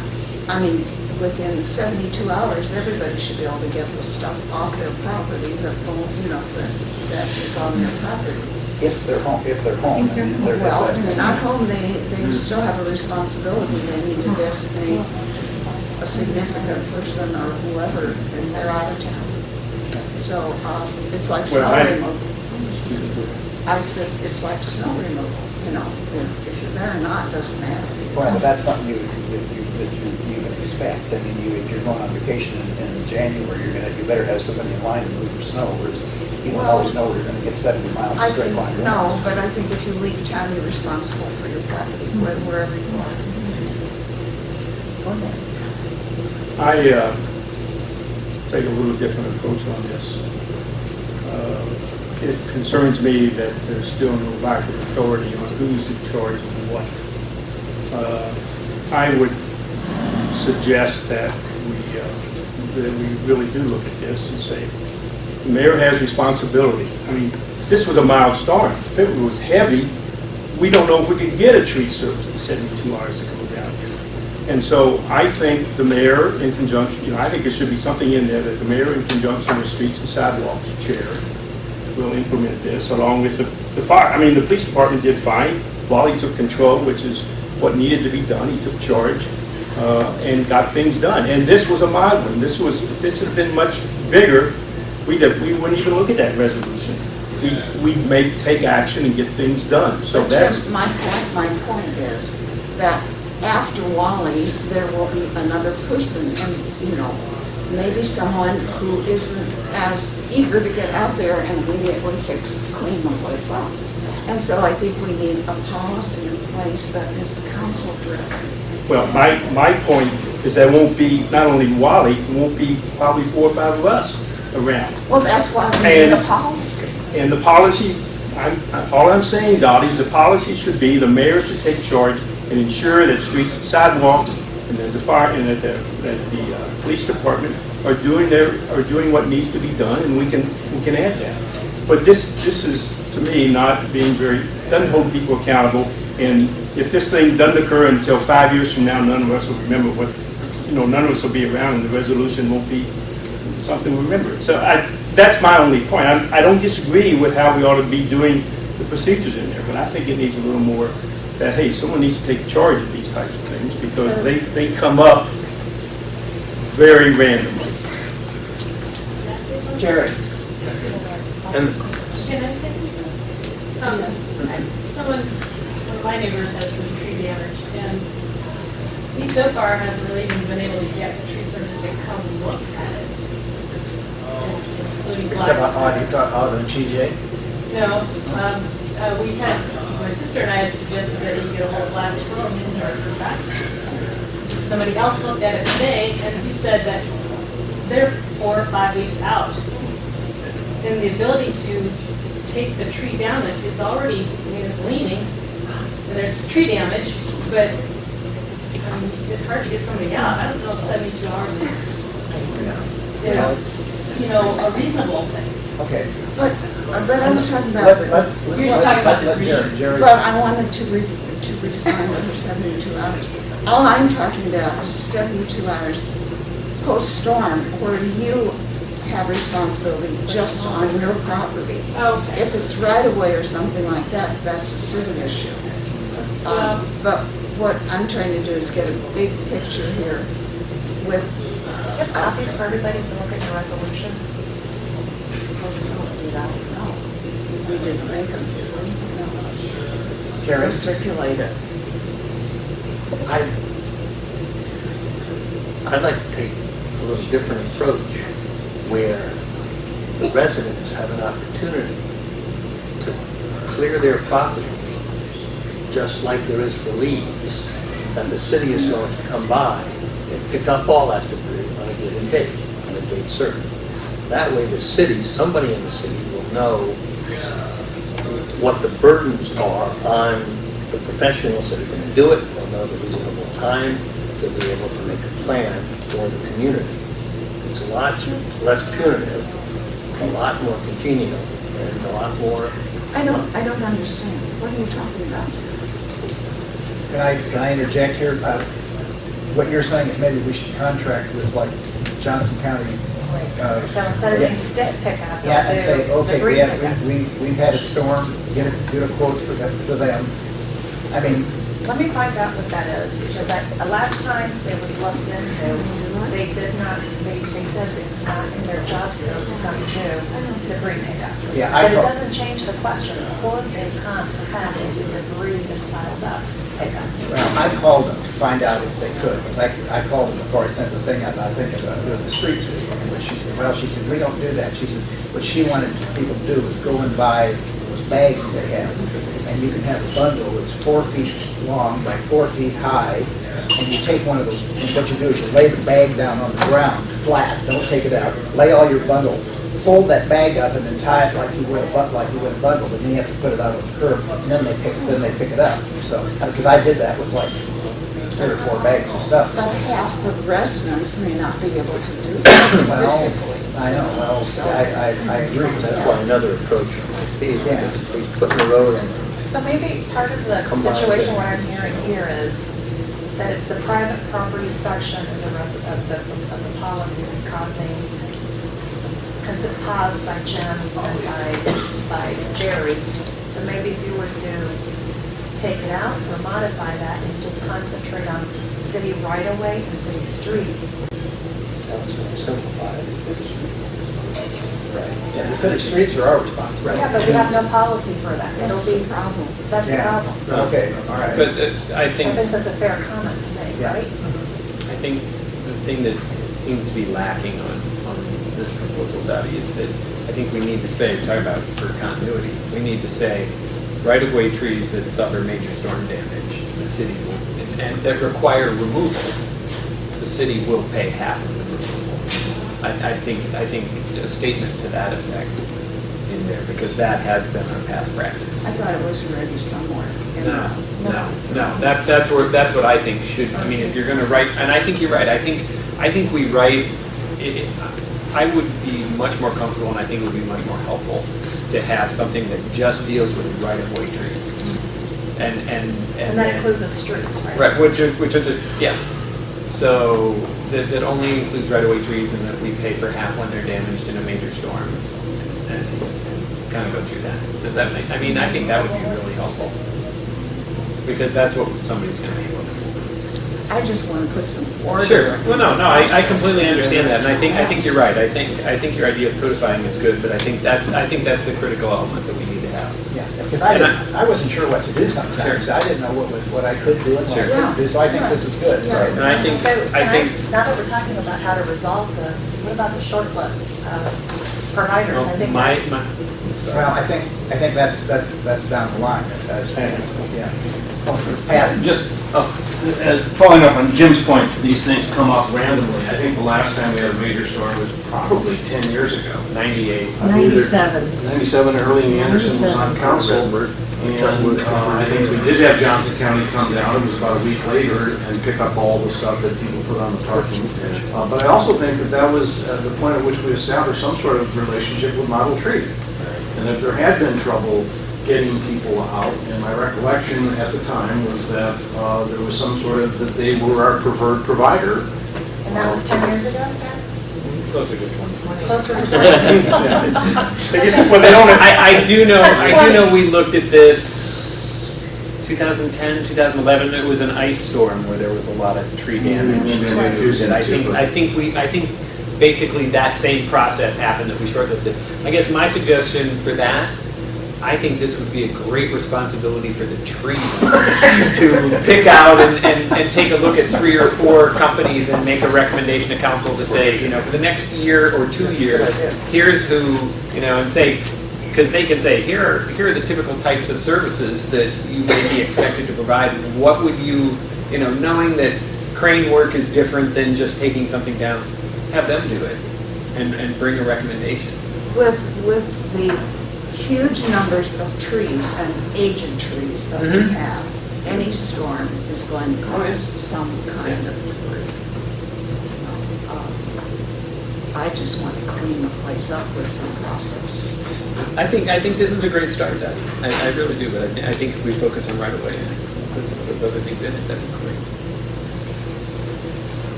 May I suggest, of course, someone would have to write a motion on this, is that you got to get the council and myself copies of your resolution.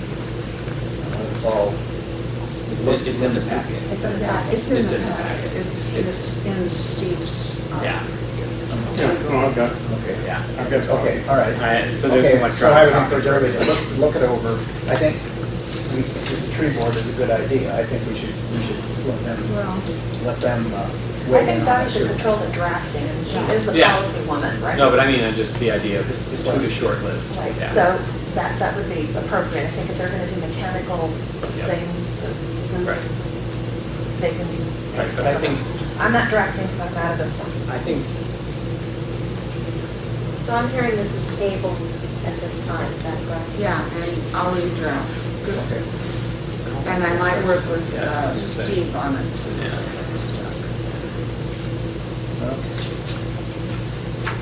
Josiah, engineering report. Yeah. Well, I'll touch base on a couple things from my report. I kind of laid out the timeline for you of what to expect on the intersection. There were 2 items you forgot. I did? Yes, traffic control and enforcement. I always forget one thing.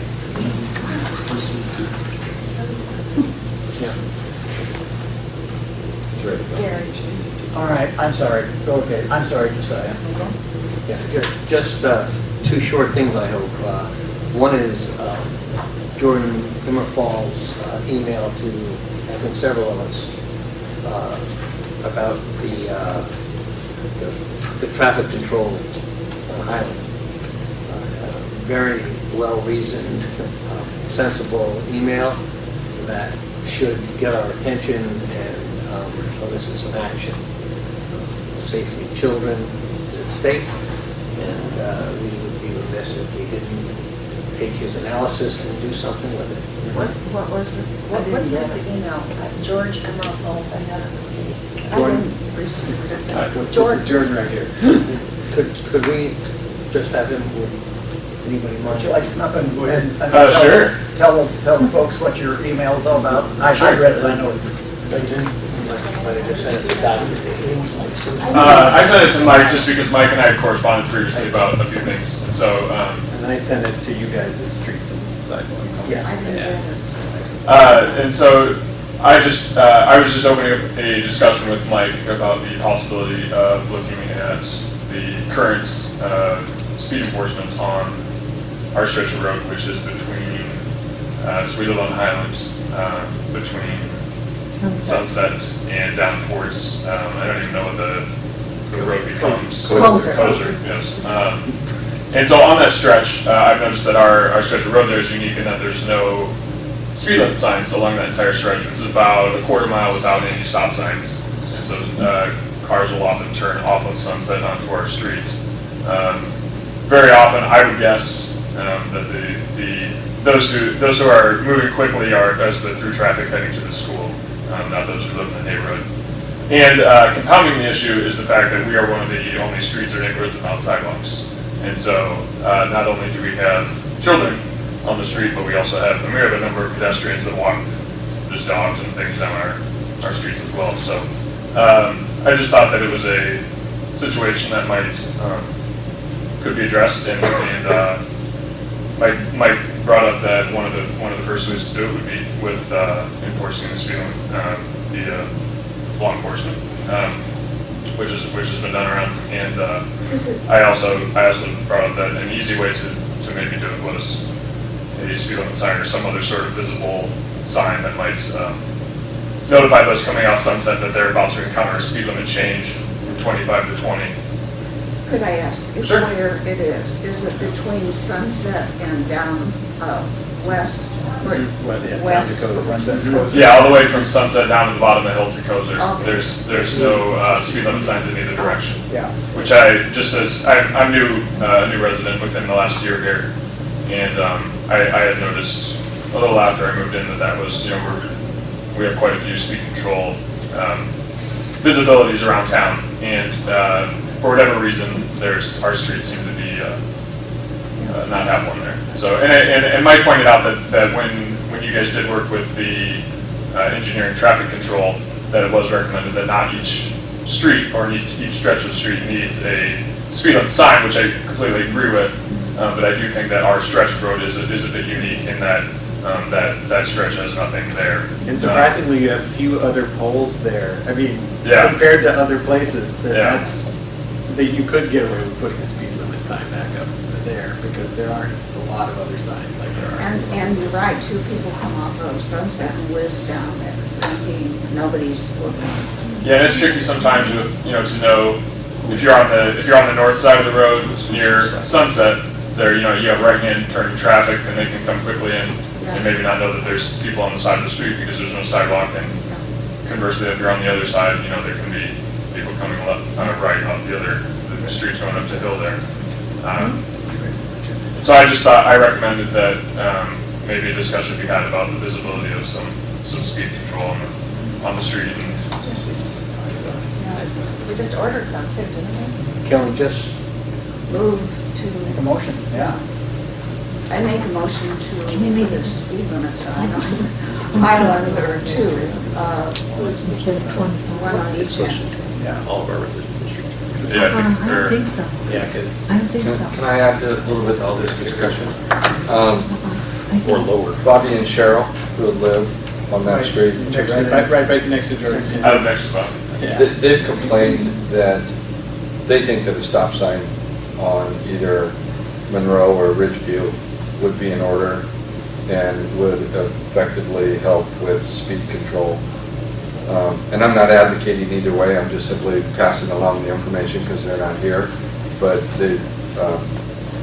they're not the only one that has commented to me that they thought maybe a stop sign might be in order somewhere on that street. I'd rather see speed bumps. Can I just say something? It's not so much putting a stop sign up on Monroe or Ridgeview, though I must say, because we live on the corner, putting the stop sign up on Mahaska has greatly helped people when they come up Mahaska and turn right. We sit outside a lot and watch, and bigger problem I think is as people come from Sunset and whip around the corner and go down Highland, and conversely coming up Highland and going to the stop sign. They race. I concur with you. And I'm sure that does happen, but since this issue has been, I was forwarded the email on no less than 4 occasions, an officer has gone out there and sat for over an hour. And, you know, it's a street that doesn't get a heavy volume of traffic. Nick said he sat there for an hour and 4 cars went by and nobody was speeding. And I'm not saying that people don't speed, don't get me wrong. I'm just saying, you know, it would be great for those that live on the street if you could tell us, like, maybe kind of narrow it down. Between like, 4 and 6 is a great time.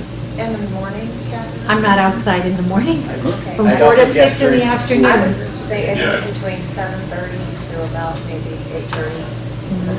And I had pointed out to, I think, Mike in the email that I was sending the email, while I was sending the email in the summer, in general, the bulk of traffic on our stretch there comes due to the school. And so I actually saw Nick one of those mornings when I was out running and said that I talked to him for it. So a lot of it happens during the school year. I'd like to explore a possibility that's been explored in Iowa City in another neighborhood. Maybe Mike can help me with this next door neighbor. There's a neighborhood that had speed bumps installed in their community to control traffic.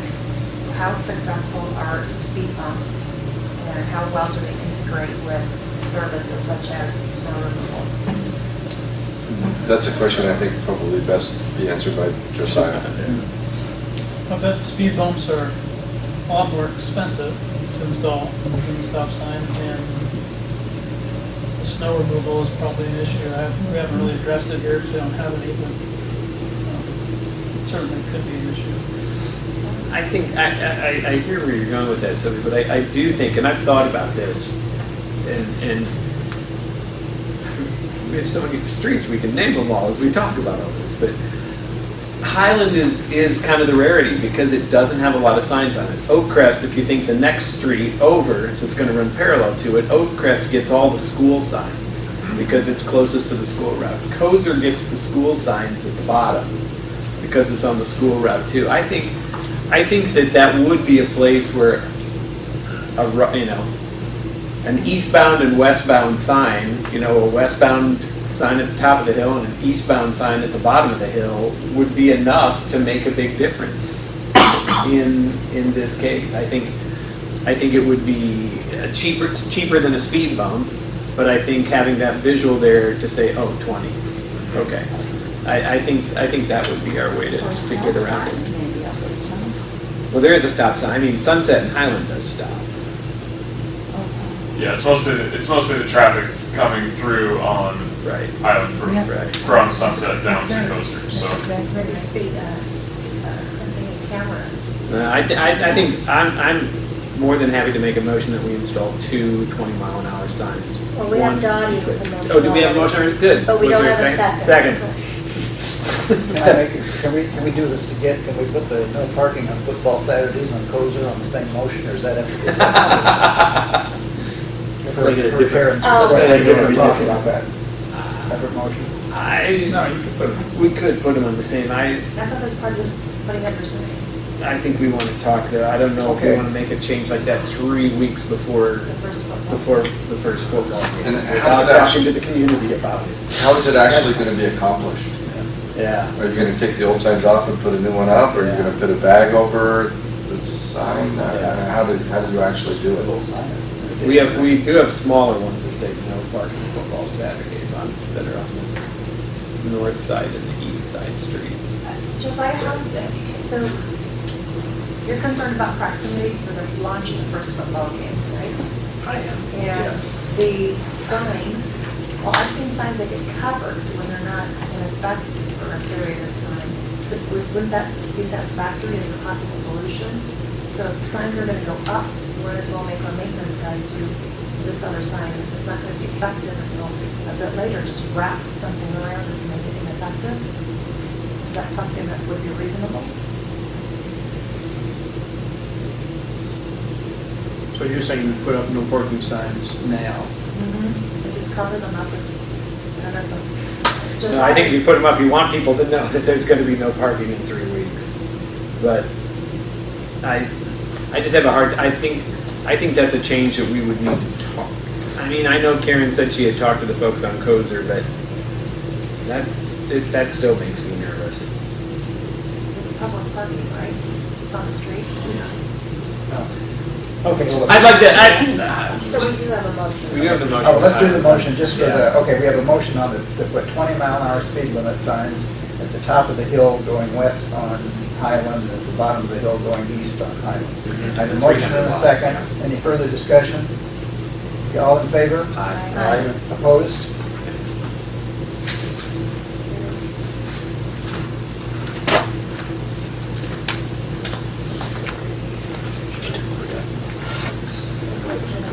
What about the blocking of the sidewalks? You wanna- Is that yours, Jerry?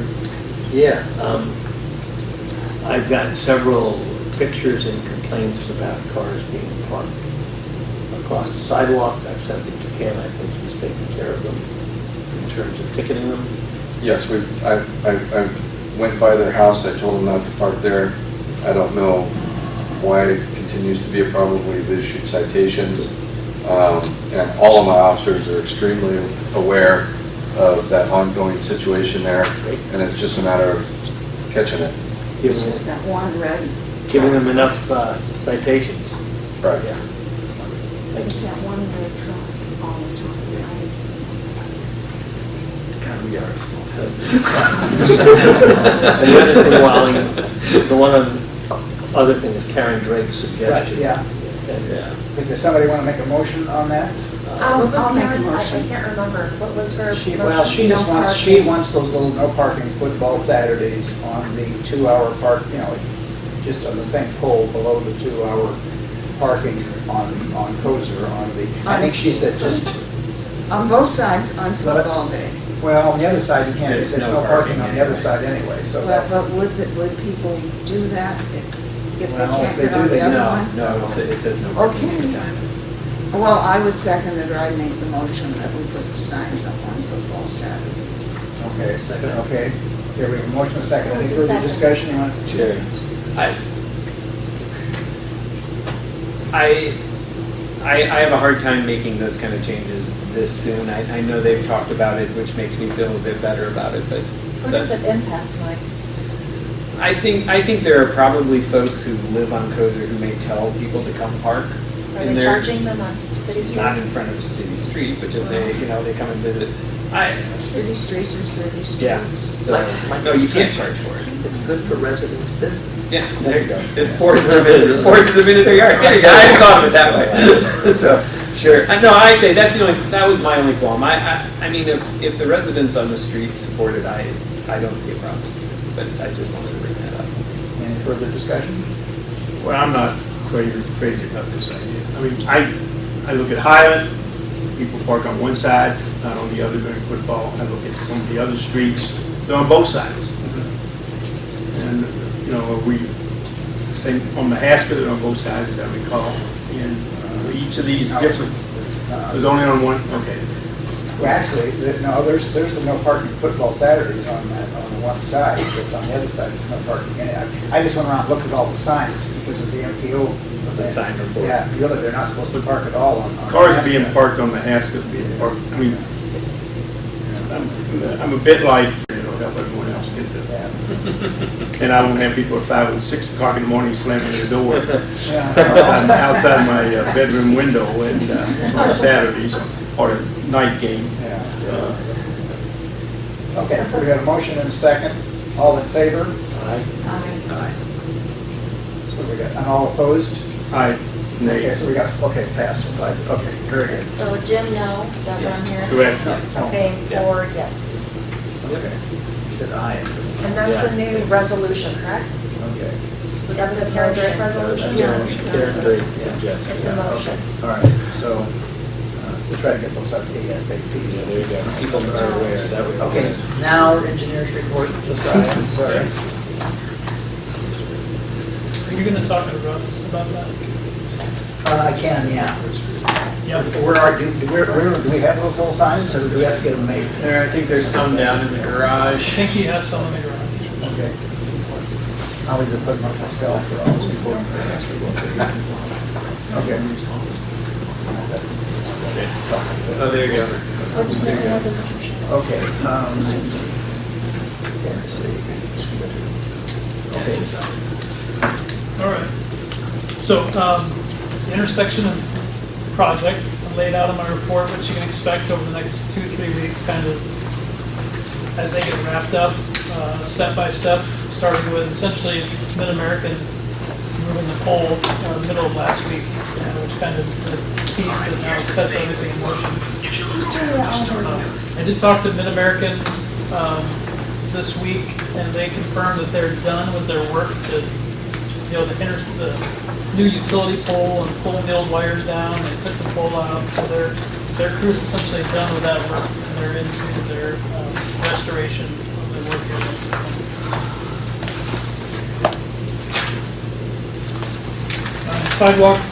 Sidewalk repair project, as I noted, I think they got those panels on Sunset taken care of today. Yeah, they look nice and freshly done. That I mentioned in the report, so I think that's done. Who was bearing the responsibility for the repair on that one? That's a city repair. We determined that was a city repair last year because it's pretty clear that those panels sunk due to pipe that was put in as part of that city project. We put that in, pick up some of that drainage, clean it up, and get it out. And it's pretty evident that there was some settling where that trench was, and that's right where the panel dropped.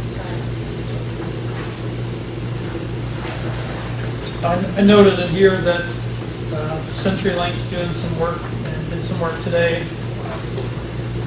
Some investigative work that they're providing. I've had some correspondence with each of you about what CenturyLink's doing. They're providing new service to the OUP building, and that's going to be happening this week. And as I think I noted to everybody, they're providing basically a bigger conduit and a handhold and pedestal in the plaza area, which is sort of upsized. Since they're doing the work, they're just going to put in some more capacity. So if in the future there's more need for services from them, they don't have to keep going back to these manholes that are out of Melrose, which is really disruptive.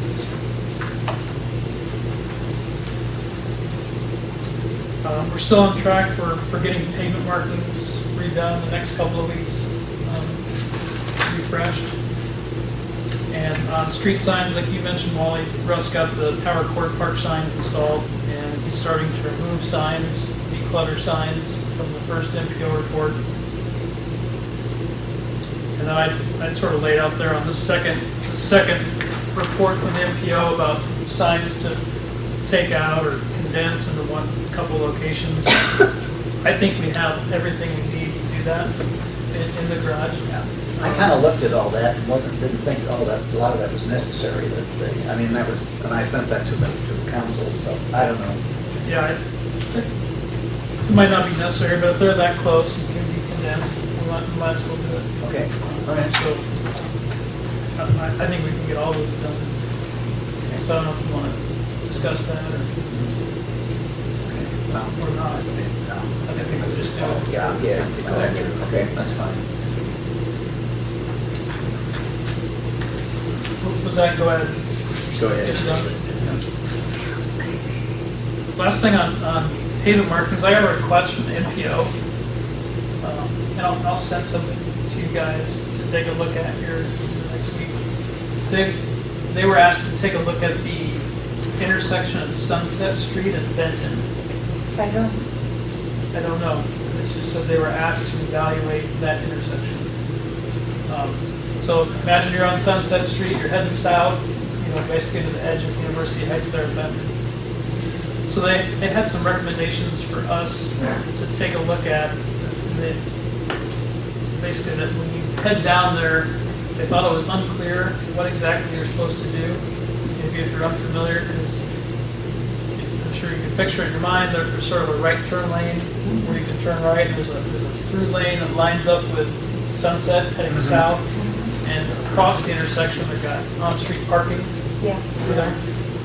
So their recommendation is that basically, as you've seen an intersection, there's a line that separates the left lane from the right lane, and some painted arrows be added.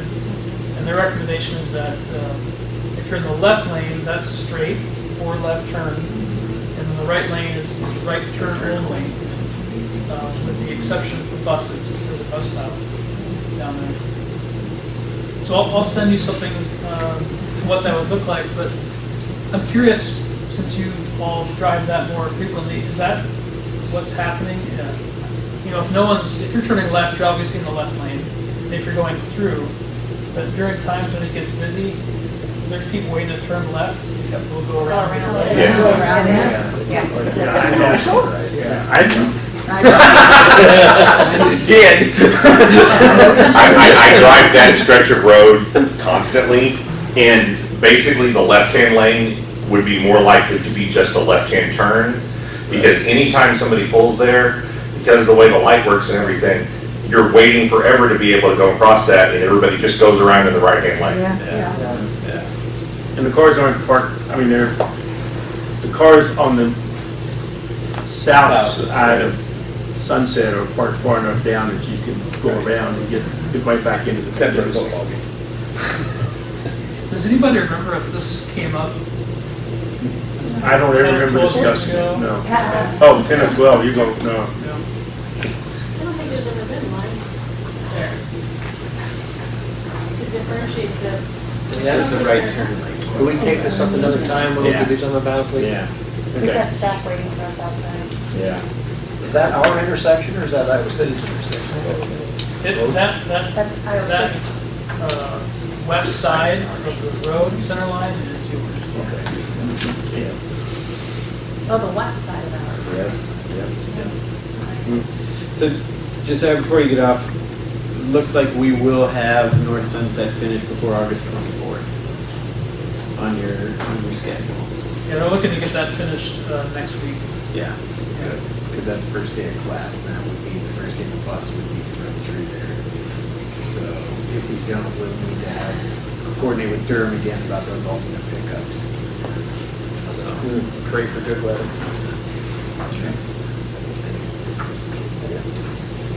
Yeah. Sylvia, you want to read your ordinance? Yes. Zoning and sanitation, first consideration of ordinance 194.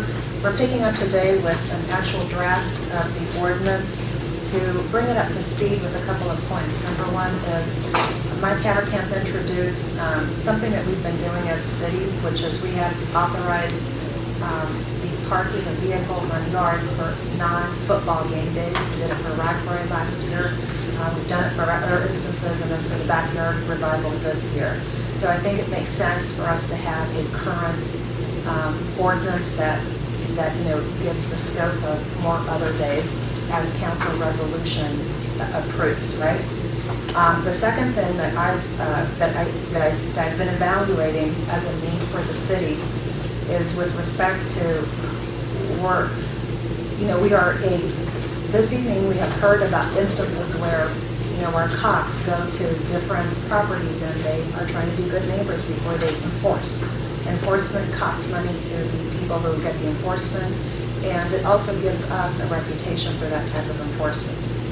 And it seems to me, and it seems the discussion is that we have a good neighbor-friendly policy going on the city, and it makes sense that if we're going to be a good neighbor in a very tiny village like we are, on very big day events like concerts, Ragbri, and game day, we need a little bit more information to make sure that we're not going to run into alterations like we have in the past.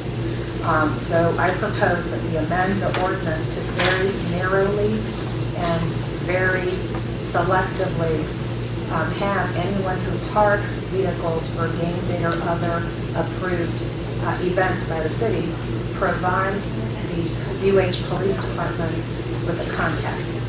And that contact has got to be a human being. We don't want LLCs, we don't want trusts, companies. We want a human to call and say, hey, you identified a problem on your property right now. We need you to take care of it because it requires action by the contact person. We don't want to have somebody who is not authorized to make changes happen immediately in that property. Otherwise, that contact information is no good. And so this does for the city and for the people who are providing this information two things. Number one, we're bringing the city into a friendly environment almost immediately. So if there's any problems or issues that need to be resolved, our city officials are able to promptly contact the property owner or the property person managing game day parking. Number two, it gives us also the ability to continue to be good neighbors on big days. But we can't do it right now without this information. And I'd like to pass it out to council. I'm sorry, I was traveling, so I didn't have access to my files, but this is the proposed form. All we're collecting is just a cell phone or a landline. I'm not suggesting nor recommending that we pick up any other information. I've already spoken to our cops and they said, Sylvia, we don't have time to be emailing people. We don't have time to be sending letters. We need to either call them the day of as it's happening and say, hey, somebody's parked by the fire hydrant, you need to get them out within an hour. Fine, it's in your hands, otherwise we'll come in and enforce. And so that sounds like a reasonable, good neighbor policy approach. So this is very narrow. This form is only going to be used for telephone numbers, nothing else. We don't care. Anything else that goes on that property, I don't think the city should have a responsibility for that information. So as a result, the ordinance change is consistent with the type of information that would be collected, and that's only to help our police enforcement do on prompt communication and enforcement as necessary on that property. And I'd like to also remind council that this is what happens when you don't have a process. You have our cops enforcing game day ordinances, and you have people that are, maybe they're inebriated, maybe they're not, maybe they're friendly, maybe they're hostile, maybe they're feeling that they are being selectively targeted for enforcement and other neighbors are not. So what happens is that the city makes a decision. And after that decision, people come and they raise, their points for consideration and re-review. And what happens is that the city ends up having to reverse a transaction and calling it a mistake, an error. My position as a councilwoman is either we have qualified staff who are supposed to be doing their job as error-free as possible, or we're just going to have a system that's hodgepodge application of, we were able to catch this neighbor doing this, and then that other one, well, we didn't get to them on time, and all sorts of an uneven application of our ordinance enforcement system. So I would like to see us as a city have a good neighbor policy focus that is procedurally driven with only those things that are needed in order to have a positive interaction with the public on very busy, big, massive days, such as game days or concert days or rag ride days. And I think by asking who is responsible for that management of parking or whatever they're doing on that property, that's extremely helpful for us as a city, so that we can just call and document. We tried to reach you, we spoke to you, you did what we asked of you, or we tried to reach you, you never communicated with us, or you never followed through, so we were left with having to issue a citation or tow away the car. I think that's pretty reasonable and fair on behalf of the city, otherwise we're going to have many more of these reversals, and they're expensive. And I just don't think it's fair that those who think of coming to council to address a grievance are the ones that, accomplish their goal, whereas other people just walk away and don't bother with it. I think that's not a fair process. That's not an equitable process, and it certainly doesn't make us a friendly city at all. So I'd like to hear your comments. Let me understand the resolution, the ordinance. You have things underlined. Are these additions? Yes, I think that's a legal's way of letting the reader know that that's new language. So let's take a look at it. Let's start off on page section 6, part 3, general parking restrictions, subsection C. So that language at C says, We're going to do football game days and any other day identified and specified by resolution adopted by the city council to allow parking in yards. So Jim, that would be consistent with Black Friday. Yeah, I understand that part. And what concerns me is all of a sudden we're starting to impose fines and tickets and this No, sort that's of- just the way you would enforce getting this form and process. I would expect that people who want to do this, they're not being asked to pay for the form, they're not being asked anything other than to complete it and return it. That's all they're being asked to do. There's no limitation or, no, nothing. And I would expect that this form would have to be mailed out to all of the landlords who are off-site. The ordinance for parking on game day has 3 classes of people running game day parking. You have landlords, tenants, property owners, tenants, or agents of either of these 2 people. That's like 3 people. We have no idea who we're contacting the day of. And Chief will tell you, I have no idea. And he relies on best available information, and it happens to be his staff, all of which is very brand new staff. And procedurally, Jim, this form would be just ideally scanned into Google Drive, which all of the police chief cars have access to from inside of their cars, and they would be able to pull up the form and contact the property if they have an issue with. They could upload it to Google Drive. Every officer does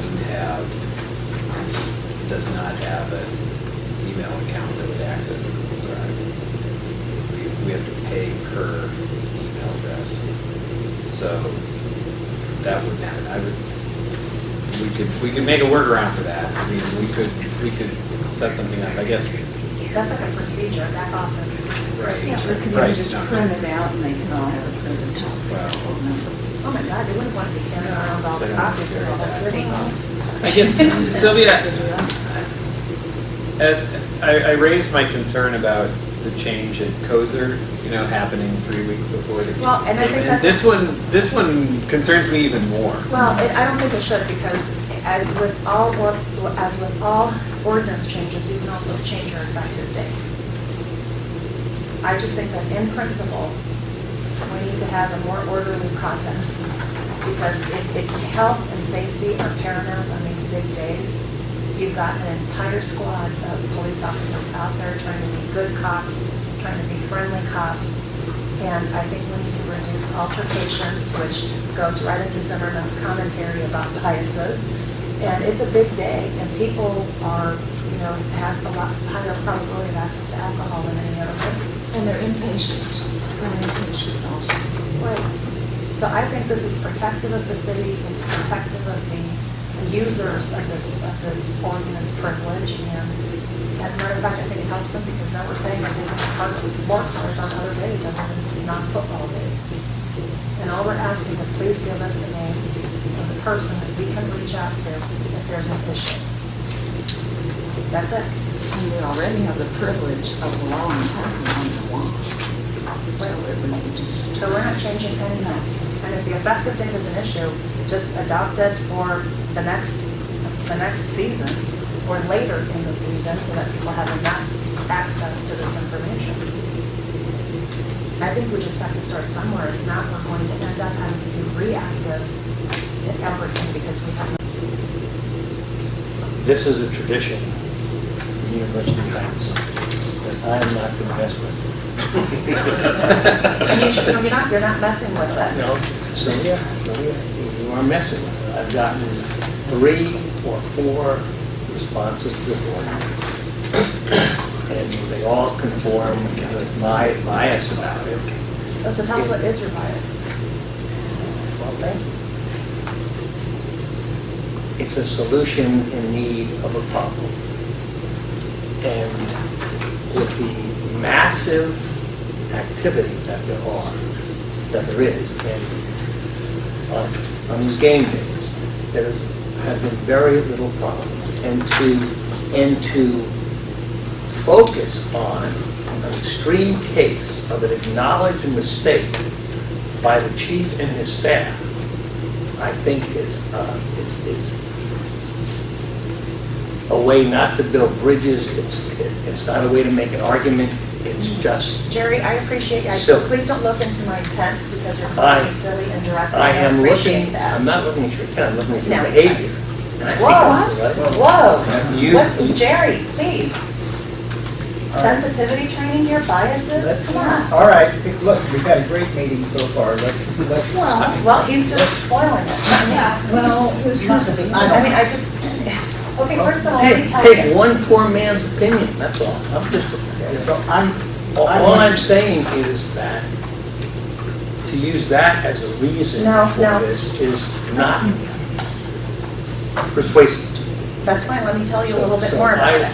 Okay, so we have last, You're keeping talking isn't going to convince me anymore. I have to tell you additional information, because if you're going to be an informed counselor, you have to listen, right?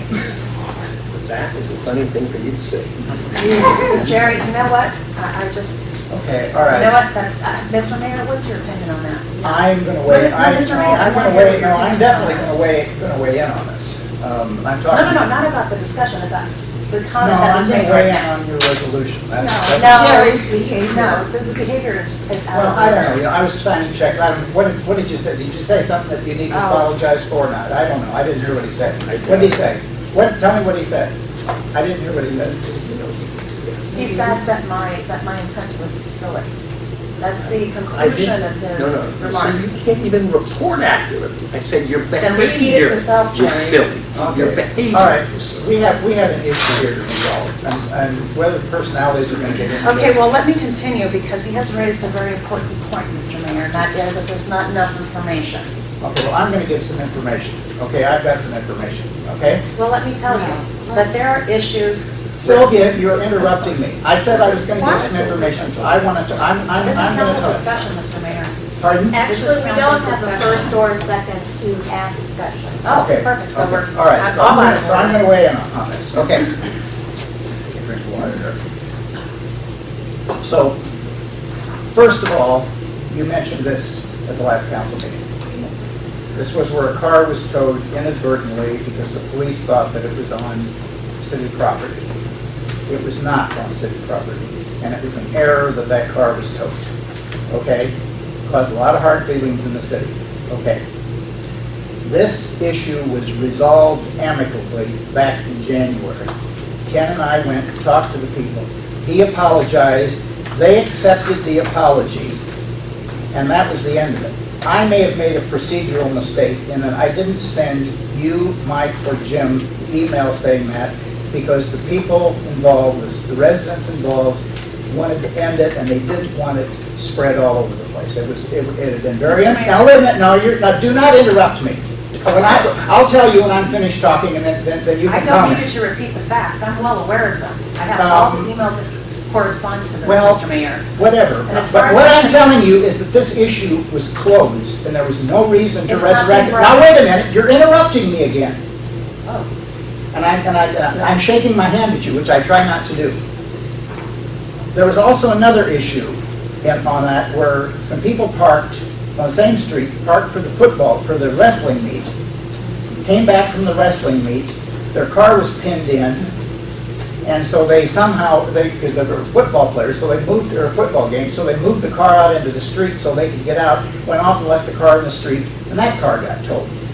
That's right. The people who were directing the parking, who were doing the parking, reimbursed that person $99 for the towing charge. So the point is that we don't need to get involved in this. The people that have been parking cars have been doing it, now the people that have been parking cars have been doing it for years and years, and they do not need a city council person telling them how to do it.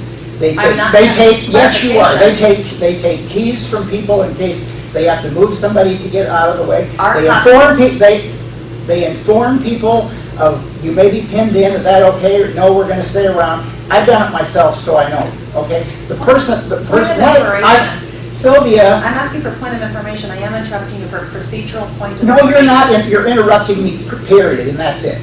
Keep track of what I'm saying. If you wanna comment, you can, okay?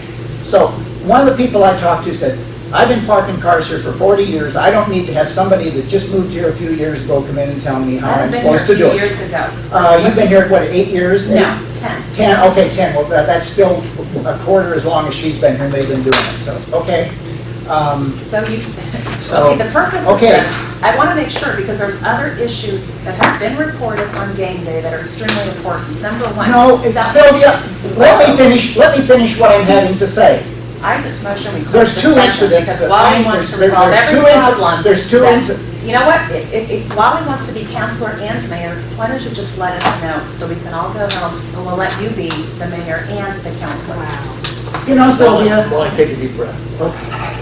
I'm sorry, but I get so tired of you interrupting. You don't listen to anything anybody says. I pointed out there's two instances that we know about where there's a problem.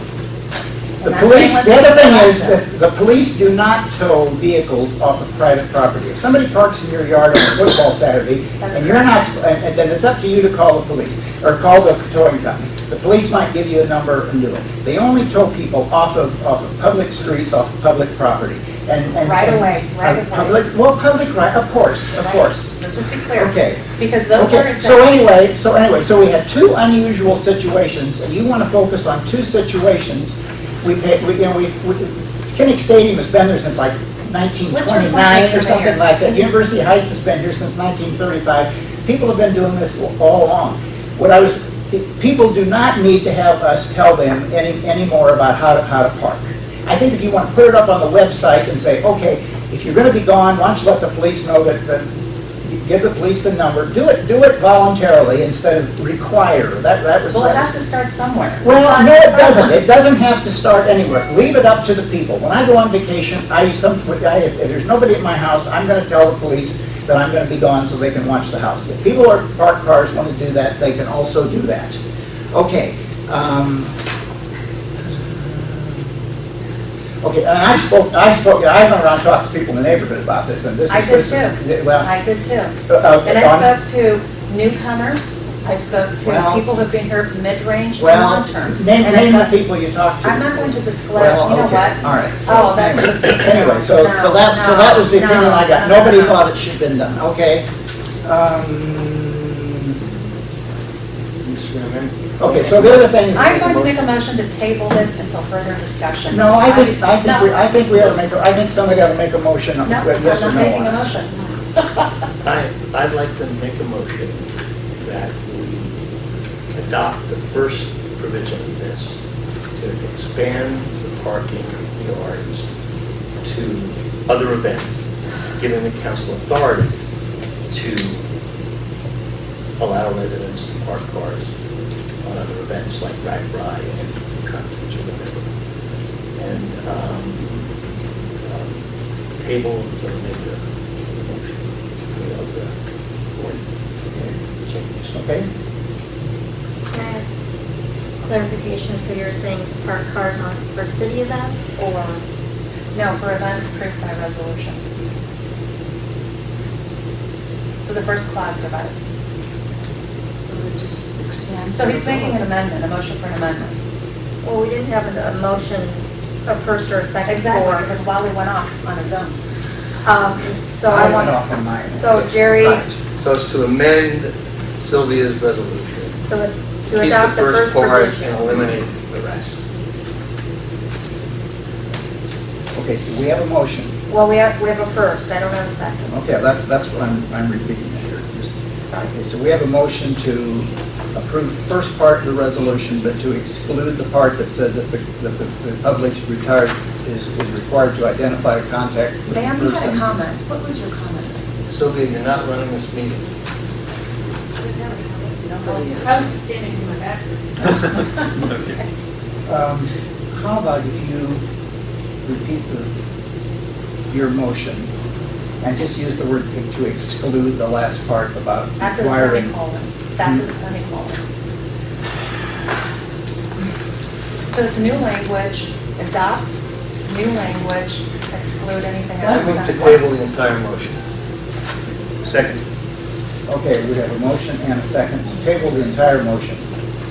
Now, because I personally don't feel like we need permission in a resolution or in an ordinance to have a council resolution to say, okay, we're going to park on backyard day or whatever that thing's called when they come here, or back porch revival or whatever that is. Obviously, I'm not going to make that particular revival. You're not going to that concert. I don't think, no, but I'm going to have people park there because my son's already told me he's going. But anyway, but I get to watch grandkids, so that'll be a lot of fun. That's a good trade-off. So I'm winning. But anyway, I don't feel a need. I will do, here's what I will do. I will read, so you're saying, so you're contradicting Jerry. No, I'm Different position. saying let's table this whole thing. I don't feel a need for a resolution at this time. It's obviously isn't. I withdraw my motion. Is there a difference between just tabling it and just voting on it and voting it yes or no? It's been tabled. A majority table. That's a question for our partner. I was gonna say, So it's been tabled. The whole thing has been tabled then? But we haven't voted on it. no, you haven't voted on it. That's been tabled. The sponsor tables this motion. That's the motion. All right, so building and zoning. I wanted to also remind this council that we have What happened to this motion? the table. It's 9:30, it's been tabled, are we all on the same page? Okay. The kiddos are coming back to school late August, and has been a recent custom of University Heights to hold the Kids Council. And so I want to motion that we adopt a resolution tonight to start the next meeting, which would be in September or maybe October. You know, it's flexible, to start half an hour early as we have done in the past, so that we can entertain some of our youngest, citizens from the city, some of our youngest residents. I'll second that. Okay. Okay, this is a motion, this is not a resolution. Right. Okay, so we have a motion and a second. Any further discussion? All in Last favor? time, wait. Who's going to do what? What kind of?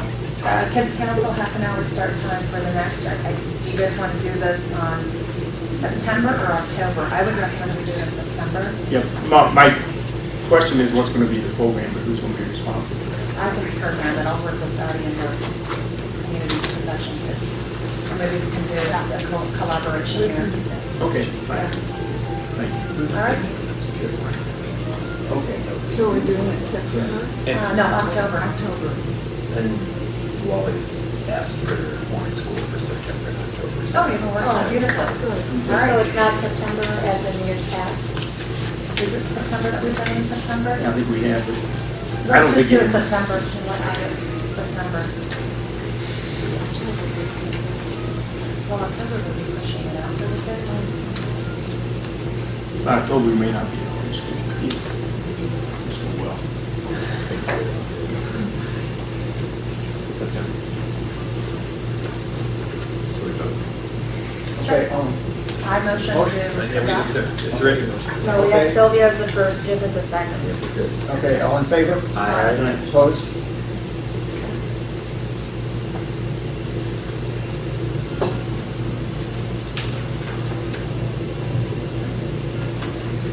We have Pat Bauer, who has a commentary on the zoning. Still working our way through a list of a half dozen things, and once you guys have gotten past all the things you have in front of you for the next couple of months, we'll be bringing them forward for drafting to the city attorney, and then consideration will come. The council agenda, the commission agenda and minutes are posted on the website. We do email Sylvia and the mayor and Steve to keep them in the loop. If any, the rest of you want to get more emails, let me know, and I'll add you to that list. Perfect. And, yeah, Jim? and Pardon? I'd like to see it. Oh, okay. Yeah, thank you. And thank you very much for raising that. So as a courtesy, the chairman will be placing an extra counselor on the CC list, right? Yes. Good. I'd like to also request that same courtesy that Jim Lane has requested, so that I may be added on the BOA and on the rental emails. I just want to see those as well, just like Jim. So to the mayor, who was managing those two, the board adjustment and the rental housing programs, I'd like to be included as a courtesy on those emails. Mr. Mayor? No, The rental spreadsheet I sent out to everyone, is that what you're talking about? No, like if there's any issues on housing, for example, the placement of telecommunication equipment is actually a setback zoning issue and not necessarily a housing issue, which is the reason why I would like to be part of those. which the telecommunication equipment. No, just, you know what, just generally, some of the things that come through housing or some of the things that come through the Board of Adjustment are issues that tangentially impact zoning. I would like to be included in those emails because I'm not seeing them right now. So that's all I want. You take care of the issue. I just want to be included in the emails, just like Jim is going to be included in Pat Bauer's email communications. I'm just asking for the same courtesy treatment to be provided to me, please. I'll have to talk to Pat, but that's probably okay. I don't know. I thought that's a new issue. Well, you're directing those two issues, aren't you? I am, but I don't know exactly what you're talking about, so I just need to think about it. And when I think about it, I'll, if that's appropriate, I'll do it. Let's just leave it at that. If it's not appropriate or it's not Well, necessary, I'm I won't asking do for it. similar treatment as my colleague here who's requested as a chairman. Essentially, you're the chair. You understand that, right? You're like the chair. Sylvia, I don't need to be instructed. I don't need to be instructed. I'm not just asking you. Yes, exactly, that's what you're doing. So if I need some advice, I know who to contact for advice, okay? Yeah. So, Yes. anyway. If not, Okay, all right, let's just, let just- me think, like I say, I move that we adjourn. yeah. No, I got Yeah, time. we Stuff still I have- need to do. Yeah, you Come on, Mike. Give it up. I'll do fast. I'll be quick, but we didn't do my answers. Yeah, go ahead. Okay, thank you. Typically, government report is there. We have started to roll out the Google Drive with our zoning chair as well as the Board of Adjustment and the city attorney. I'll ask each of you again. I'll work in and get together with me and I'll show you how you can access information and start to store that. I also included in the packet was the application for University Heights reapplication for bicycle-friendly city. This is the draft form. It's kind of long and cumbersome to read. That's due on Friday. Sarah Walls has been the MPO bike planner. She's putting that together. Kudos to Josiah. He sat down, he worked through the engineering section. I sat with him and he explained it. I'm hopeful that we can continue with bronze authorization. I would hope that we probably will. My goal is we will undertake some projects in the next year that we should reapply and look for silver, at least, if not better. So my process of work at the city, like, what's the tangible? There is no money or anything like that. It is a sign that a community is committed to the complete streets policy that includes being bicycle friendly. We've been able to put that designation. It's been on our webpage since 2012. When we got approved in 2012, we were the third city in Iowa to get it. Wow. There's still only 7, and if you look at the national list, we're the smallest city in the country that has any sort of designation. So, Now, I have a question Okay. about this, the visioning project, where they are envisioning reconfiguring Melrose. So that would Oh yeah, fit well absolutely. with that. Our secret weapon is that we have a higher bike commuter rate than any other city in the country that reports it. So anyway, that's there. The last thing I wanted to mention really quickly, I sent you late this afternoon because I just got them. Some quotes from Brock Szymanski with reference audio for technology for Grim. He gave an HD quote and a standard definition quote. I mentioned in that email because I didn't get to put it in the packet. No one's been able to explore it. I haven't had a chance to talk to John, who I'm glad he's here tonight because I've been meaning to catch him. I would like to put that on that August 29th meeting. And please look through those proposals. Shoot me questions if you have it. Brock can come and answer those, or I can get those answered for you beforehand to help think about a decision. And I hope to have something that we can make a decision on August 29th. reduce the price, okay. That's what we'll work And I have a on. question. We'll work on that. Will the system be such that we can enter, as council people, that we can enter information on it on our own? I just saw it. Which one are you talking about here? And I'm talking about the website. Oh, the Google Drive is more for storage, cloud storage and sharing documents, not necessarily updating. We could end up moving Google Sites as changing their web stuff. Because then we wouldn't have to go through Right. all that. No one would like that better than me. And just But, restrict yes. it to council. Right. That's something we can continue to look at. Are That's- is treasury and warrants being posted in Google Drive as well? We can, and that's absolutely what we can do. Instead of me always emailing a link from the webpage, I can say, access to Google Drive, here it is. And I've already started, from the beginning of January 16th, we've got all the minutes and agendas in there already. And the contracts too. Yeah, the 28, Sure. yes, yeah. Sure. Those are one. Yep. That's all I had. Thank Yeah, you. motion to adjourn. Okay. I have a motion to adjourn. Do I have a second? All in favor?